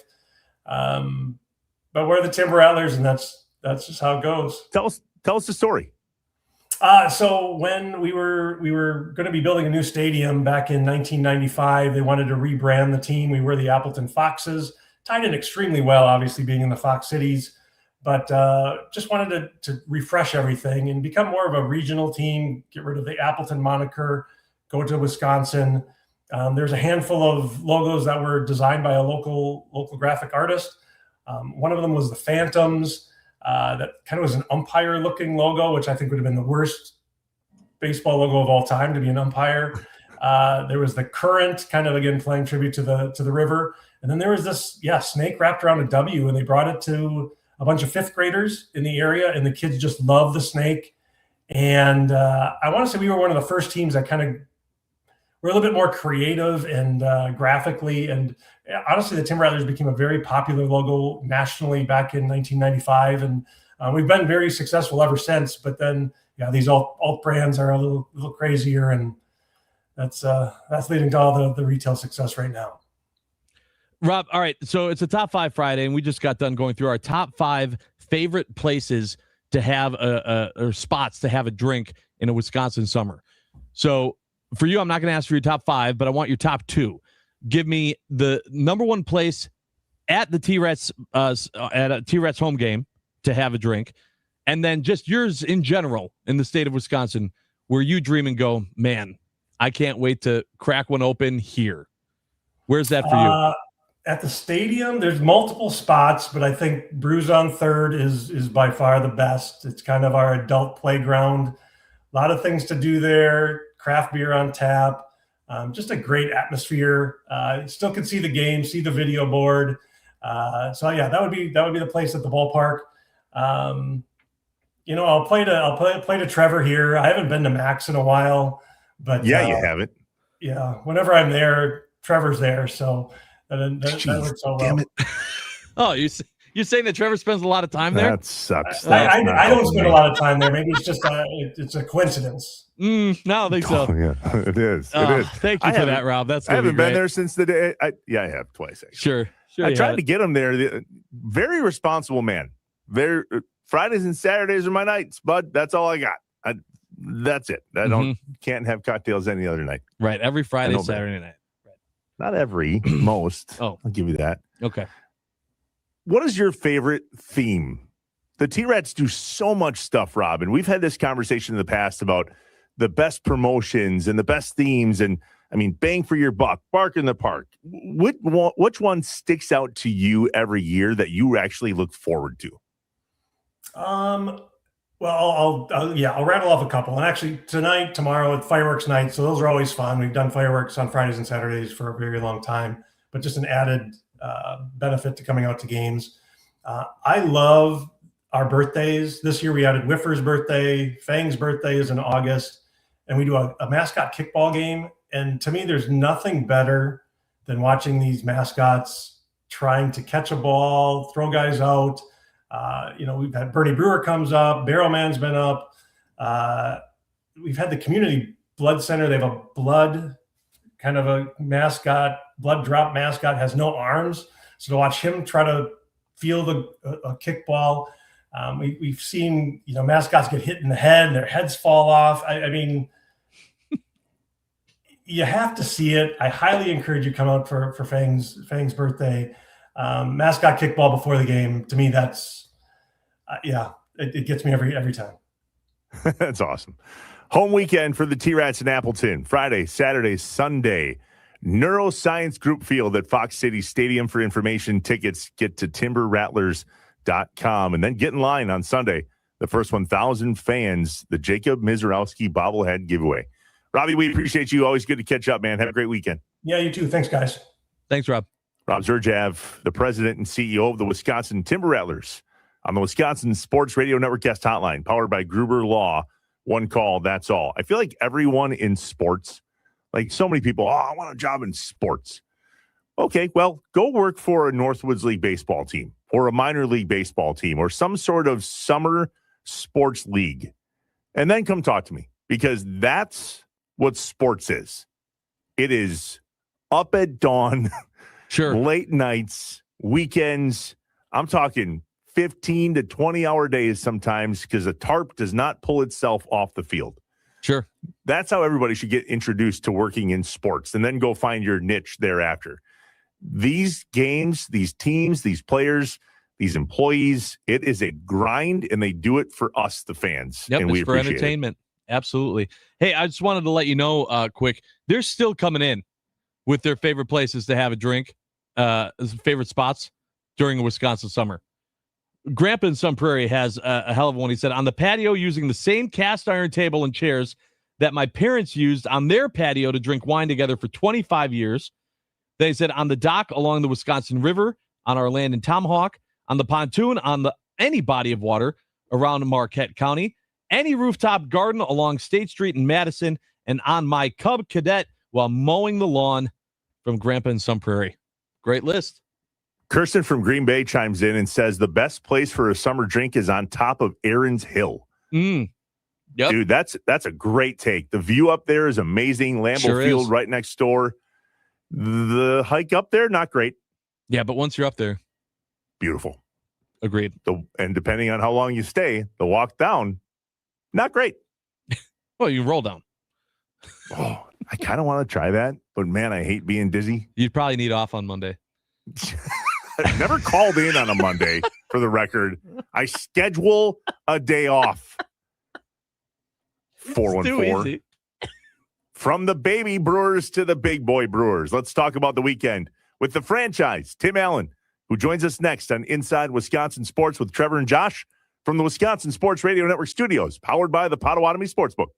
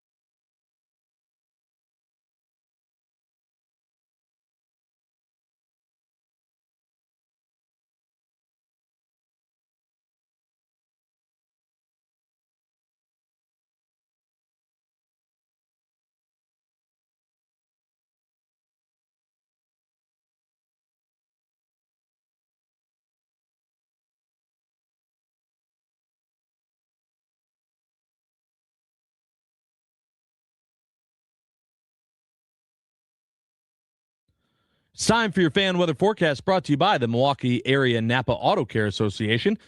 Sunny conditions expected today to get your weekend started with a high of 74 degrees. It's currently 53 degrees here in Milwaukee.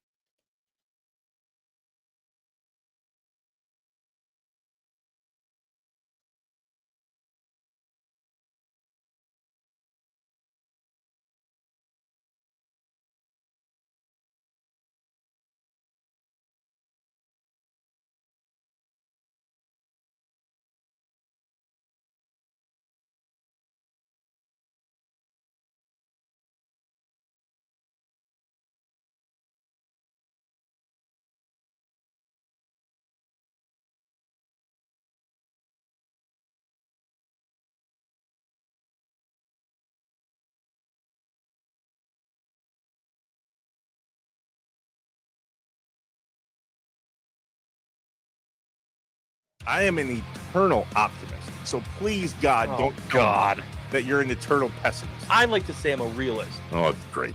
We're going to get along great. This is going to be great. This is Inside Wisconsin Sports with Trevor and Josh. Crowd is here, about to blow, waiting for me to start the show. Out the curtain, lights go up, I'm home. Whoa! Hour 3 of Inside Wisconsin Sports. Trevor Thomas, Josh Albrecht. Hi. Live from the Wisconsin Sports Radio Network studios, powered by the Potawatomi Sportsbook. Hey, and I wanted to let everyone know that the Queen of Spice is heating up breakfast at Wendy's with new items like their jalapeno sausage, egg and cheese biscuit, jalapeno bacon, egg and cheese biscuit, and a spicy side twist, jalapeno bacon seasoned potatoes. It's available for a limited time, so get a bite while you can and spice up your morning at Wendy's. A major sports weekend upon us. Game 7 of the Western Conference Finals. Definitely the most important thing on the calendar this weekend. You can't wait. Sure don't care. But I'll watch it. Why? Because the Brewers play at 3, and then Game 7's on after that on Saturday night. There you go. Let's talk more Brewers. Joining us now on the Wisconsin Sports Radio Network guest hotline, powered by Gruber Law. One call, that's all. Ah, yeah. That's the music. And he's the franchise. Tim Allen joining us on Inside Wisconsin Sports with Trevor and Josh. Timmy, good to see you, my friend. Happy Brewers weekend. Yeah. Good morning. We had a reset yesterday and did a bunch of errands and cooked my voice at practice last night, band stuff. And yeah, we're ready to go. I'll get a good nap in here today. Beautiful day for a nap. Just close the curtains and close it all up. Man, how Josh, great are I'm naps? I'm kidding. Dude, I love naps. Naps are great. Gosh. Huge fan. So Josh and I were talking earlier, Tim, want to get your take on this. The Brewers, the first 36 games of the season or 36 days have not been the same Brewers over the last 18 games. What has been the biggest difference we've seen since that Yankees series?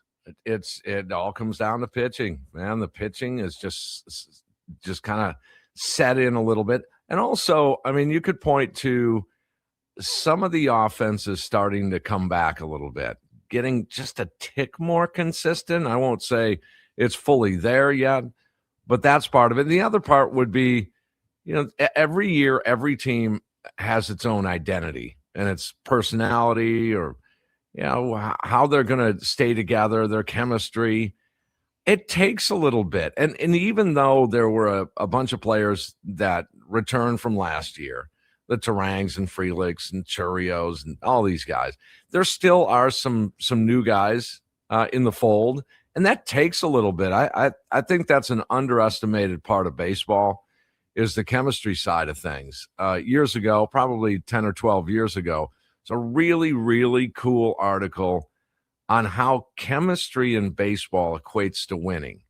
I want to say it was Nightingale with USA Today. I may be wrong on that, but he went over just the tightness of a certain group of guys that just for whatever reason are playing, not just with each other, they're playing for each other.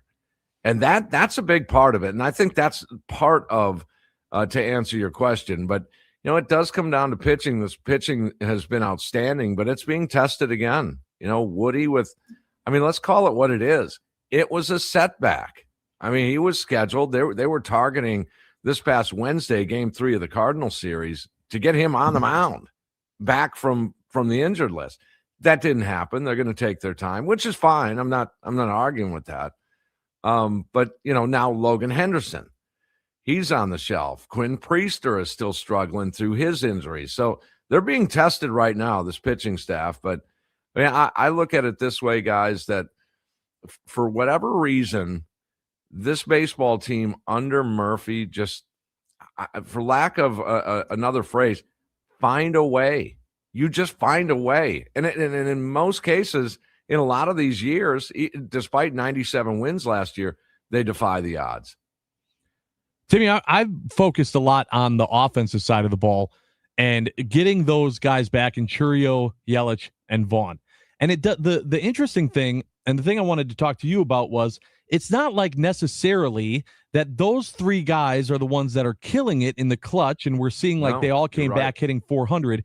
But it seems like it's opened up opportunities for these other guys that were just the razor thin margins for error that are now having the opportunities. Talking about Jake Bauers, Garrett Mitchell, guys that were there in April too, but now those guys are becoming the unsung heroes.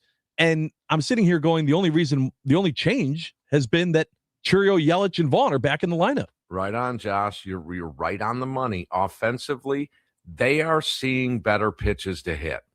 They're being pitched to differently than they were in the first portion of the season. The Mitchells, the Bauers, these Frelichs, the guys you were referring to, because now you can't necessarily pitch around those guys and get to Ortiz and get to Rengifo and get to David Hamilton, who, I mean, let's face it, they're not great hitters, but they're going to see better pitches when you stack it up there. I mean, look at Yelich in the leadoff spot the last couple of games, but then Chourio and Bryce Terang and William Contreras.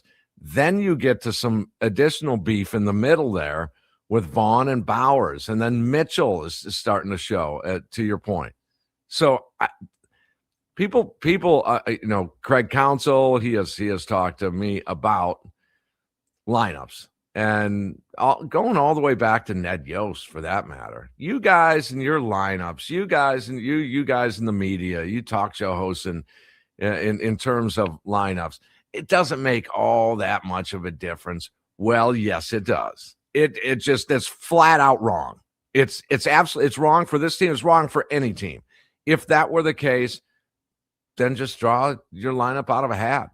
Put Rengifo and Ortiz at the top of the lineup. If they don't count, if lineups don't matter, they really do. And that's part of that chemistry we were talking about. Sometimes there needs to just be a little bit of a flow there. I mean, Murphy used out of the 53 games, 50 different lineups?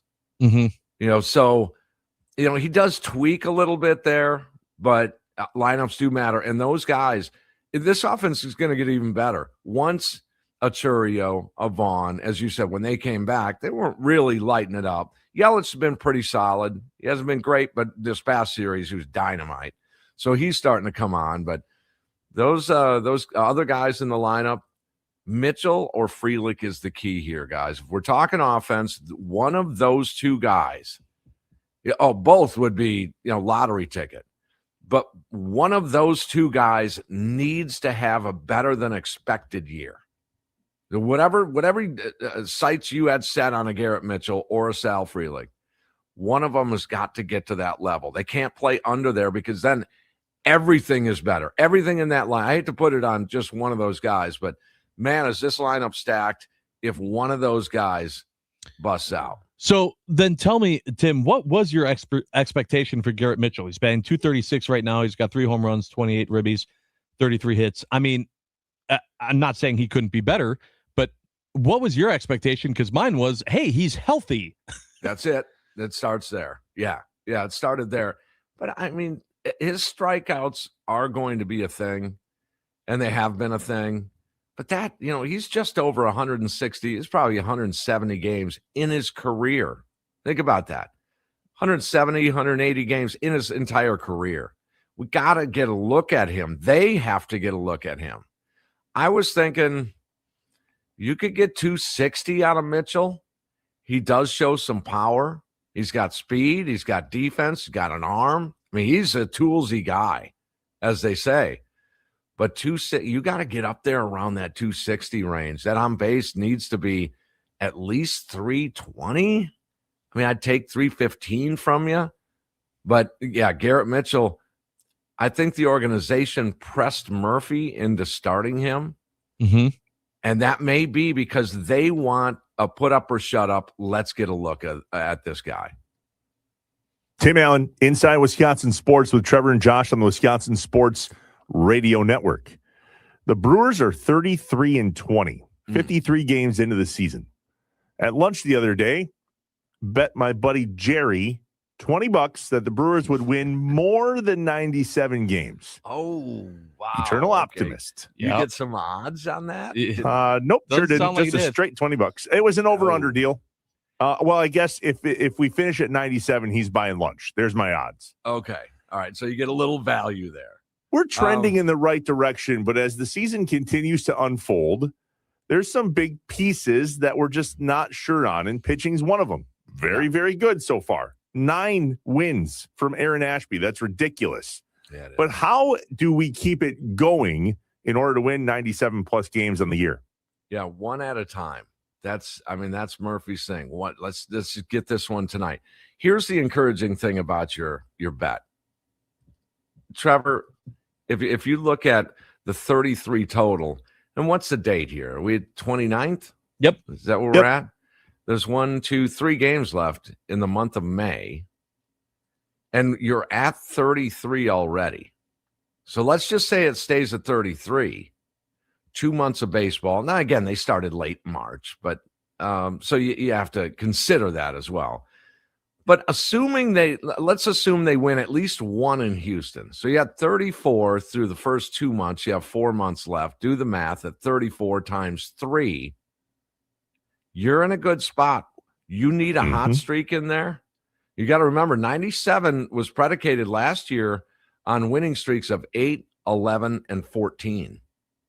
You're going to have some sort of streak in there to achieve that 97. You are. 30, 60, 90, 99 at 33, prorated out. If they just, and here's the other encouraging thing. You're starting to stack up series wins over decent teams. You can do some inventory here. It's okay to look backwards. Yankee series, I think everyone would say that's a pretty good ball club. Padres, pretty good ball club. Cubs, say what you want about them. I say they're a pretty good ball club. I do. Despite a 10-game losing streak, they've had 2 10-game winning streaks. St. Louis Cardinals, playing well when you played them. You're 4-1 against the Cardinals. I mean, some of these series are pretty impressive. The Tampa Rays. How about the Rays? They're a pretty good ball club. Chicago White Sox, much improved ball club when you took care of them at the beginning of the year. That's the encouraging thing, that it doesn't matter who they play right now. Just break it down to one game, 9 innings, then break it down even to one situation, break it down to 1 inning. And tonight, how about putting up a couple of runs in the top of the first on the road? Yeah, that'll help. That'll help for sure. I think a big thing for me, Tim, has been just trying to focus on the fact that we're almost through May. We've seen so many roller coaster up and downs already in the season as fans, not only with the Brewers, but then looking at the opponents too, looking at the Cubs that have had 2 10-game win streaks and then a 10-game losing streak, and just trying to remind ourselves there's a whole lot of ball game left. There is. But beat up as they were, not everyone will just point to Churio and Yelich and Vaughn out of the lineup for half the season thus far. You got to look at the pitching staff too. They're beat up as well. I don't want to hear the Cub fans crying the blues about all the injuries down there. Guys, we have just as much here as they do down there. I mean, it's almost mirror images. They're both performing well. The Cubs are, as I said, a decent team, but this team has been challenged with injuries. This team has been challenged with chemistry. It's been challenged with youth in that pitching staff. That's the most impressive thing. Now, again, I'm going to be guarded to Josh's statement there. There's a lot of baseball left. I am staying guarded on this young pitching staff. I can't just rubber stamp that they're going to pitch like this the rest of the season. Who knows what's going to happen? Coleman Crow, he's a guy going tonight. Did you think he'd get 2 or 3 starts through the first 2 months? You hope not. Yeah. Right. I mean, you might end up with a Shane Drowan with a start. You may end up with a Carlos Rodriguez with a start. You may end up with DL Hall with a start as an opener. Chad Patrick got, quote, this bullpen thing on Wednesday, but I still consider him a starter. Anyone but Ashby. Anyone, just leave him alone. Don't even look at him. Don't even look. It's like a no-hitter going. You don't want to talk to him. You don't want to do anything with him. Just leave it alone. Don't touch him. Tim Allen on Inside Wisconsin Sports with Trevor and Josh. Let's set the Brewers aside for just a hot second. I know you don't like talking about the fear of not having baseball next year, but the players and the owners, the MLB and the union, came out with their proposals this week. Give us your take. Well, I'm glad that they did. And I've been barking about that for 6 or 8 months. Why wasn't this done last year? I mean, you knew this was coming, guys. So Bruce Meyer, the side of the players union, came out, and I don't understand why it has to be nasty and it has to be this negative thing around it. And even the writers. I was reading Nightingale's article this morning. Oh, it's going to be, I don't want to use the same words, but in essence, he was saying, get ready, buckle in. This is going to be nasty and negative and la, la, la. Why does it have to be like that? I don't understand that. We have to sometimes zoom out and take a real close look at the big picture. And I don't know if our listeners are union people or they're business owners. So you take your side. Owners, or you're a union guy. There's a big pie, and I love strawberry rhubarb pie. Oh my goodness, I love it. And I leave it out so it's room temperature and it's beautiful. That pie can be sliced up so many pieces all the way down to the parking lot attendants, because that's who's going to pay the price. Parking lot attendants, training staff, concessionaires, all the ushers, grounds crew. See, I'm starting at the bottom here. Mm-hmm. But toward the top, guys, that pie can be a big cut for you guys, and then let the other little pieces come down to the folks I just mentioned. That's fine. Okay, so we zoom out and we say, man, there's billions of dollars here to split up. And we can't figure out a way to split up that kind of money. I mean, get out of here. It's just, are you doing this to prove a point? And secondly, zoom out, big picture. I know there's devil in the details. I understand that. And I understand there's negotiating tactics that you take, and I get that. But let's zoom back out. Point number 2, main point number 2. Do you players really believe that it's fair that team can buy a bunch of players because they were lucky enough to own the team in that market? You really believe it's fair on the field when these other teams, they can't do that because the business doesn't present itself that way. No one's going to go into debt $40, $60, $80 million a year just to keep up with the bigger market team. Hell, we're all in the same league. So what the owners did here is they said, okay, well, how do we share the piece of that pie, bigger piece of that pie? And the owners came back with it. I like this. Hey, the media rights, we're splitting 50-50 right down the middle. Because why? Because Pittsburgh and Milwaukee, they don't have a big TV market. That's not an essential part of their revenue. It should be. We would want it to be, but it's just not in the cards. Media rights in market sizes like this just don't make as much money. So there's a couple of main points there, and the fairness on the field. Ooh, boy. I mean, nobody believes that, right? Nobody believes. I've battled with this for 15 years, and people have pointed to, look at the Royals. How come the Royals could win a World Series? Yeah, blind squirrel, egg corn on the ground, and he steps on it. He found it. Whoops, he found it. That's what that is. In essence, go look at money, go look at payroll and playoff appearances. That's all I have to say on the fairness part of it on the field. It's sad. It's really sad that much money can't be split up, and we smile and shake hands. In fact, hug. We should all hug each other. I'm all right with service time adjustments. I'm all right with, Super 2 players, a 5-year control instead of 6 years, arbitration after 2 or 3. We can debate that, all of that. But the fairness on the field has to come into play, guys. It just has to. All right, last one for you here, Tim. Zach in Sheboygan wants to make sure that we ask you the question of the day here on the Top 5 Friday. You don't have to give us your top 5. I haven't heard it yet. What is it? But we're asking, what is the best spot, your favorite spot, to have a drink during a Wisconsin summer? Oh, nice. I like there's many. Yes, there is. That's why we did it as the top 5. I'll tell you, mine was on a boat as the sun's setting on a lake in the North Woods of Wisconsin. Okay. All right. So there's several. One would be I did some tubing as a younger guy. Trevor said tubing. Oh my gosh, the calmness and just chilling, and you got the tube that has the cooler. And so there's your beer right there, and you can dip in if it gets hot. Okay, that's one. Another would be American Family Field, of course, or tailgating. Yep. In and around Brewers baseball. But I think toward the top, and I haven't done this in many years, and I really, really want to, maybe All-Star break this year, is walking down Main Street in the Wisconsin Dells.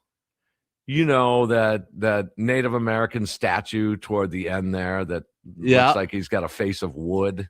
I used to try to put a cigarette into his hand occasionally. But a swig at Nigg's or grabbing a Monk burger at Monk's, and having a beer right there on Main Street, and you're going into there's the Wax Museum, there's the arcade, there's the mini golf, downtown Dells. That just all the trinkets and shot glasses and moccasins and just people and sweating and just massive amounts of children running around. I like that a lot. Dipping in on just a scalding hot July day in the Wisconsin Dells. I love it. All right, screw it. I'm telling this tubing story now because Tim's been tubing, so this will be perfect. All right. So my neighborhood last year, Tim, did a tubing trip to the Wolf River here in Northeast Wisconsin. Sweet. Okay. It was a blast. We had the coolers, the tubes. Everybody was tied together. We took a bus on the way there, so you can imagine how we got on the tubes. We were prime. Sure. We were prime. And the bus was an hour late, and we drank in our driveways at 8:30. It looked like an alcoholics party. Pre-game show. It was awesome. So we're on these tubes, and the Wolf River's big, and there's multiple groups. I mean, there's like a tubing place that does this. They give you the tubes, you buy them, you rent them, whatever. Yeah. We see a different group throw what looked like a rubber snake in the air. And it was headed our way. And we're like, oh, cute, guys. Like, nice trick. Nope. Live snake. They threw a real snake. There was a snake in the river that crawled, I don't know, slithered up on somebody's lap in that tubing party. All they knew to do was grab it and throw it. And it landed in the lap of one of my buddies in our group. Man. And it was wild. I've never seen adult humans soil themselves so quickly. How big was this thing? It was a live snake, Tim. It was like 4 feet, we'll call it. I don't know. Okay. But it swam away, and you want to see grown-ass men flipping their ever-living you-know-what. New octaves. Although very rare. I didn't really get into the article, but JS Online, maybe last week, did pose an article that was, are there poisonous snakes in Wisconsin? And I just read a couple of sentences. Apparently there are, but extremely rare. So maybe that was one of them. Well, we were hoping it wasn't, but either way, let's call it a pine snake. Harmless, and yet Do you want to see a snake while you're tubing? How about no? No. I want to see the cooler, right? Yeah, Right. that's all I want to see. Hard pass on the snake. Very next weekend, you guys, we're in Trempolo on the rivers there with some friends, and we go tubing again, to which I look at them square in the eyeballs, and I go, guys, have you ever seen snakes while tubing? And they get a weekend later, and they're like, no, we do this all summer. We've never seen a snake. We go to put the tubes in. I'm not making it up. Crazy. Another one. There's a snake right by the boat ramp. I'm like, why don't we just go to the Wisconsin Dells and drink on that strip? How There about you that? go. Yes. There's the plan. And get a picture of yourself on the cover of Sports Illustrated. There you go. I love it. After the last pitch, make the switch all weekend long. Tim Allen, Tommy Wirtz got you covered. Let's go Brewers. Timmy, we love you. We appreciate you. We'll see you next week, Monday. Thanks, guys. Thanks, Timmy. The Wisconsin Sports Radio Network guest hotline powered by Gruber Law. One call, that's all. Anybody going tubing this weekend? Doubtful. Water's still a little chilly. But what are you doing? It's a What's Up Wisconsin weekend. When we get back, 414-677-1250, 414-677-1250. The Nicolay Law talk and text line. What's up, Wisconsin? We'll do it next on Inside Wisconsin Sports with Trevor and Josh.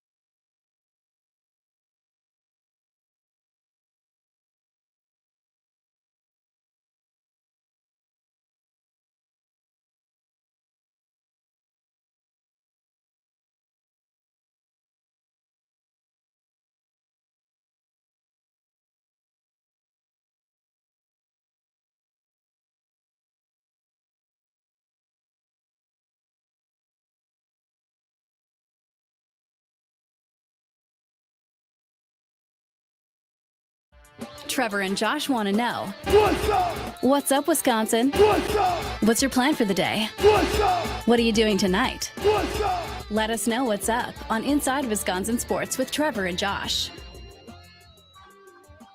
Well, we know what Josh is doing. Do you? He's joining Mitch Thunder Nellis. What'd you say? Do you know? I'm very, very aware as to what you're doing. Joining Mitch Thunder Nellis. And so is everybody else. Natty Oaks, National Avenue, West Allis. Today, tomorrow, Sunday, it is Oaks Fest. Thunder will be there at noon, broadcasting the Mason Crosby Show. Stop by, grab some food, maybe a big old bowl of chili today. Try not to steal your thunder, sorry. Enjoy some great entertainment all weekend long at Natty Oaks. As Mitch Nellis would say, you can't steal my thunder. No, it's going to be awesome. Absolutely get out to Natty Oaks this weekend. They got so much going on. They got Boo the Band this evening. They got the Matty Joe Band tomorrow evening. They got tons of raffle items up for auction, including a ticket to join John Kuhn for they're doing a bourbon tasting. That's going to be on June 2nd. You can win that as well. And then on Sunday, they have their golf outing where I'm just going to be driving around in a golf cart having fun for the Natty Oaks golf outing presented by Waterstone Bank. That is sold out, but that's going to be a blast as well, and that caps off the entire Oaks Fest. So super pumped. One of your favorite spots for a cocktail or two in the summer is a golf cart. Yes. How are you going to be Monday morning? Well, I'll be here. That's about all I can say. You know, you're allowed to take off Mondays. Yeah, I have before. Just it's if I'm not physically able to be here. Otherwise, I'll talk about why I'm tired. And not feeling well. Right. 414-677-1250, the Nicolay Law talk and text line. What is up, Wisconsin? What are you doing this weekend? Where are you headed? Are you having a bonfire with a beer? Are you off to a youth sporting event? Who sometimes they serve beer, although most don't because somebody screwed it up. This is why we can't have nice things. What happened? Have you ever been to a youth sporting event that serves beer? Oh, no, I guess not. There's some. No. There are some. They're still around, but many have chosen not to because two dads decided to grab each other by the throat over playing time of a 12-year-old. Yep. Ruin it for everybody. I believe we have a very non-eventful weekend. Whoa. Which I like being busy. I like doing things. Mm-hmm. Other than some friends that have become family coming over tomorrow for a little grill out and the Brewers game and maybe a little bonfire and some beers and all that, just hanging out on a beautiful summer day. And there's definitely, anytime we start a fire in our solo stove in our driveway, it is like a beacon for the neighborhood. And it's my favorite part about where we live. Sure. And I know a number of my buddies in the neighborhood and their families are listening now. Boys, girls, kids, our house, 3:10 first pitch Saturday. Fire, beers, good times. And okay, then there's your invite. And then you can hang out that night in the garage, watch Game 7 of the NBA Western Conference Finals. Can't wait. Yeah, Trevor will have that on every screen. It's going to be a great time. So dumb. I probably will watch it though. It's Game 7, man. Yeah. Yeah. Like it's different. It's just different. I wonder, should we go out to dinner? We have nothing, buddy. Like nothing on the calendar tonight. Nothing tomorrow except for getting together. Plan things. When you have an opportunity like this, you got to just let it happen. You don't got to plan it. Well, if I let it happen, I'm going to be in bed at 8:30. And what's wrong with that? On Friday? If that's I get 2 nights. No, come on. If that's what the weekend calls for, and you have the opportunity to do it, then do it. Sunday we have we do family dinner. This is great. We might go to dinner tonight. We haven't been to our favorite restaurant in a hot minute. Okay. The Lost Key Tap in Wrightstown. If you live here in Northeast Wisconsin, very much like your Natty Oaks. Yeah. Or the steak joint that you love. Yeah, that Henry Natty Fox. Oaks is. Yeah, there you go. So we love margaritas during the day. The restaurant. Thank you. Yeah. Okay. Not the drink. I mean, yes, the drink. I was going to say the also the drink. Yes, the drink. And at night, especially on the weekends, man, there's that spot in Wrightstown called Lost Key. Absolutely love it. Maybe we'll go there. Maybe we won't. Maybe we'll be in bed at 8:30. We'll see. Yeah, leave it open. Let the weekend decide for you. JB in the 920 on a Be Better Thursday. You said you weren't going to be who you just were via text. But by all means, keep her going, bud. Oh, come on. That's kind of fun. Hey, how about this? Scotty Tiffany said, the Hounds and Tap in Menominee Falls anniversary party is tomorrow. Last year, they went and they won Brewers tickets for the best seats they've ever had. Hopefully, be back and be lucky again this year. Love that. Apparently, Maribel still serves beer at T-ball games. Good for them. Yeah, absolutely. I'm looking here. The 414 has a 12U baseball tournament this weekend.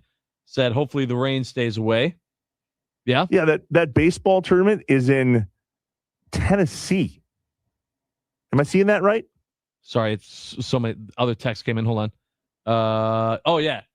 Murfreesboro? Is that a place? I don't know. I don't know. In I was Tennessee? afraid to read it, thinking there was the 906. Will you watch some damn sports movies, please, this weekend if you have nothing going on? There you go. You know what? That's a great idea. Instead of the NBA, No. watch Like tonight. Like you do that tonight. No. Listen, you can't have your cake and eat it too. On Saturday, after the Brewers game, what do you want me to watch? Josh, you pick, bud. Is it Game 7? No, you watch Game 7. Okay. Doesn't matter what else. Yeah. Nope. If I have to pick, that's the one you're doing. Trevor's Troll says, settle down, Josh. Trevor watching 2 games on Saturday.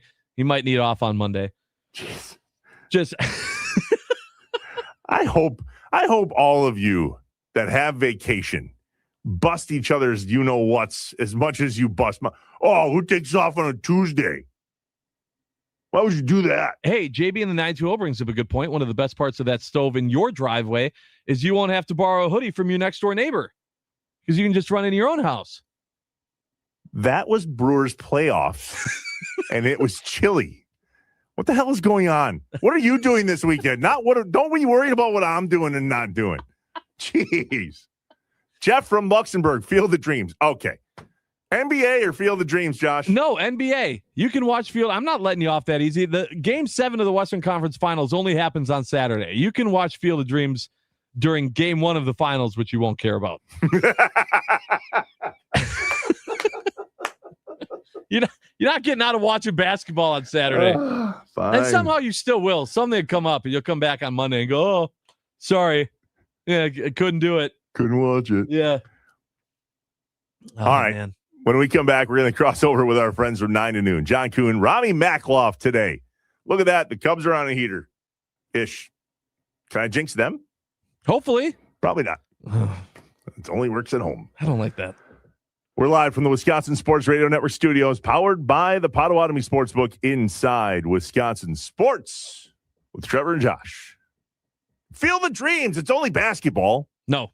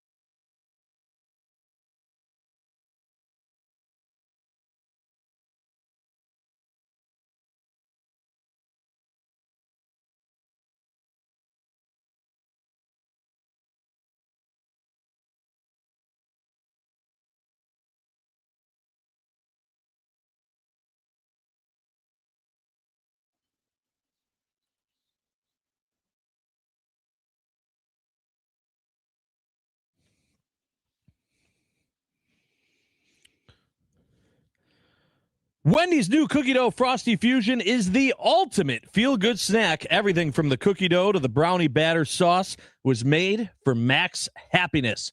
Go grab a new cookie dough Frosty Fusion today and get that dopamine flowing. For the ultimate feel-good snack, it's got to be Wendy's. Inside Wisconsin Sports with Trevor and Josh. That's it right now. That's it right now. We're waiting on John. John Kuhn's going to join us here in just a bit. Yes. Can I share with you the difference in our listening audience? The last two texts on the Nicolay Law talking text line. Yeah. 414-677-1250. This is life, kids. This is life. The 353, this is T in lacrosse. Where's the 353? Well, who knows? But the 414 is in Tennessee. So the 353 is in lacrosse. No idea. Listen to this. No NBA for Trevor. Sounds like Trevor could be best friend material. MLB TV will be on my TV and devices. Okay. So I go from best friend material to Carrie from Tosa. I know Trevor has an issue watching sports movies, but Field of Dreams, Trev, be better. I wouldn't even say that out loud if I were you. Well, I'm sorry. Did you know that 353 is a Wisconsin area code? Today days old, I guess. I knew there was a new one. Is it 353? Southwestern Wisconsin is 353. I knew there was no a new clue one until this moment. I knew there was a new one. I did not know it was 353. Interesting. Okay. Learn something new. John? Nope. 610. I drove home from Detroit to Pennsylvania Sunday night after a Red Wings game and then went to work Monday morning. I take scheduled vacation. I give up. I mean, come on.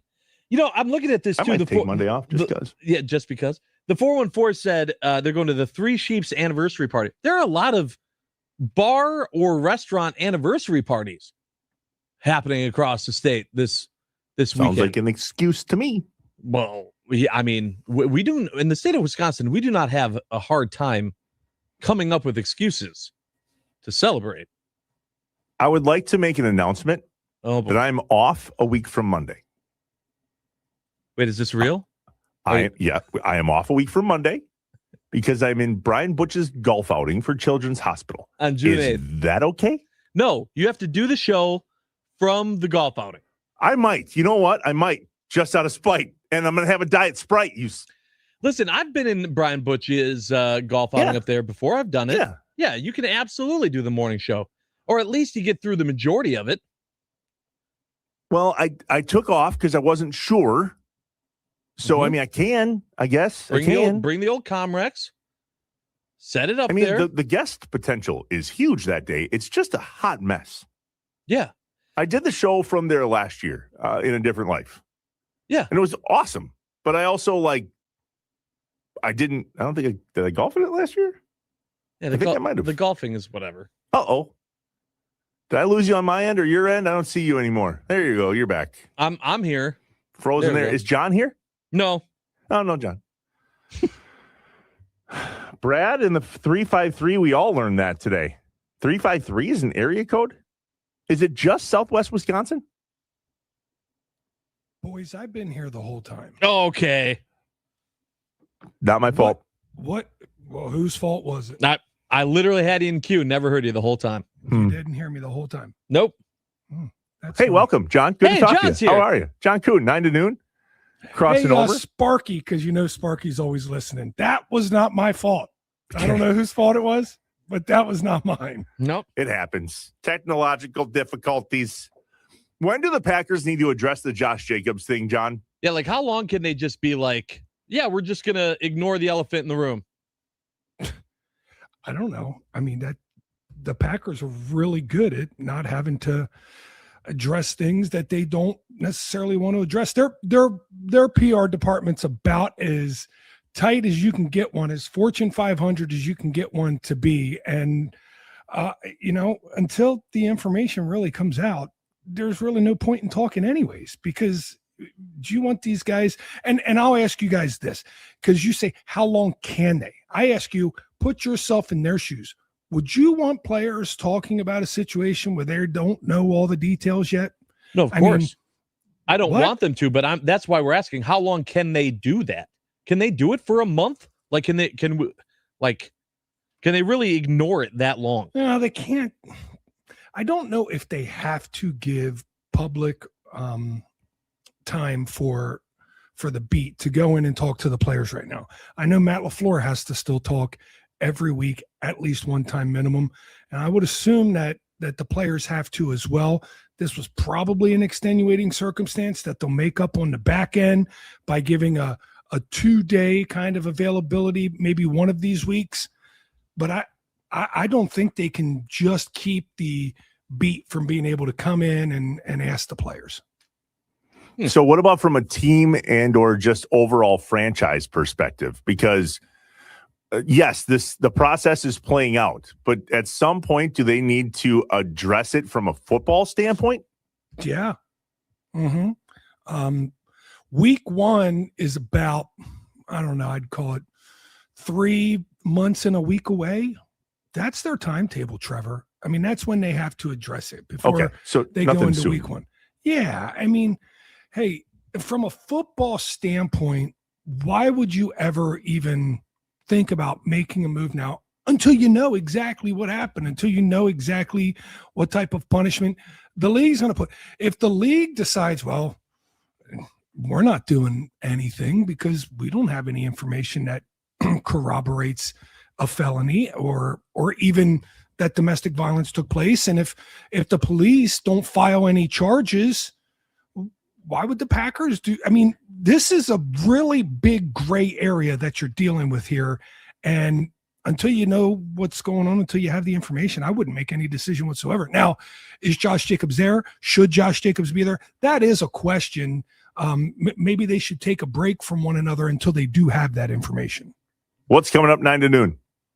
We're going to get into this Brewers series here this weekend and talk about the pitching in the National League that has been absolutely lights out. When we return from the top of the hour, that's what you get. 9 to noon, John Kuhn and Rami Makloff. Our thanks to Rob Zerjab and Tim Allen for jumping on the show today. And as always, our thanks to all of you.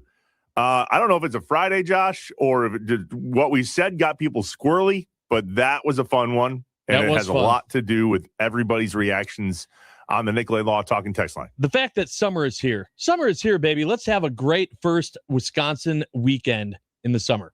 See you Monday morning. One of us is going to feel great. The other one's Josh. Inside Wisconsin Sports with Trevor and Josh. We'll see you Monday. Because we're not done yet.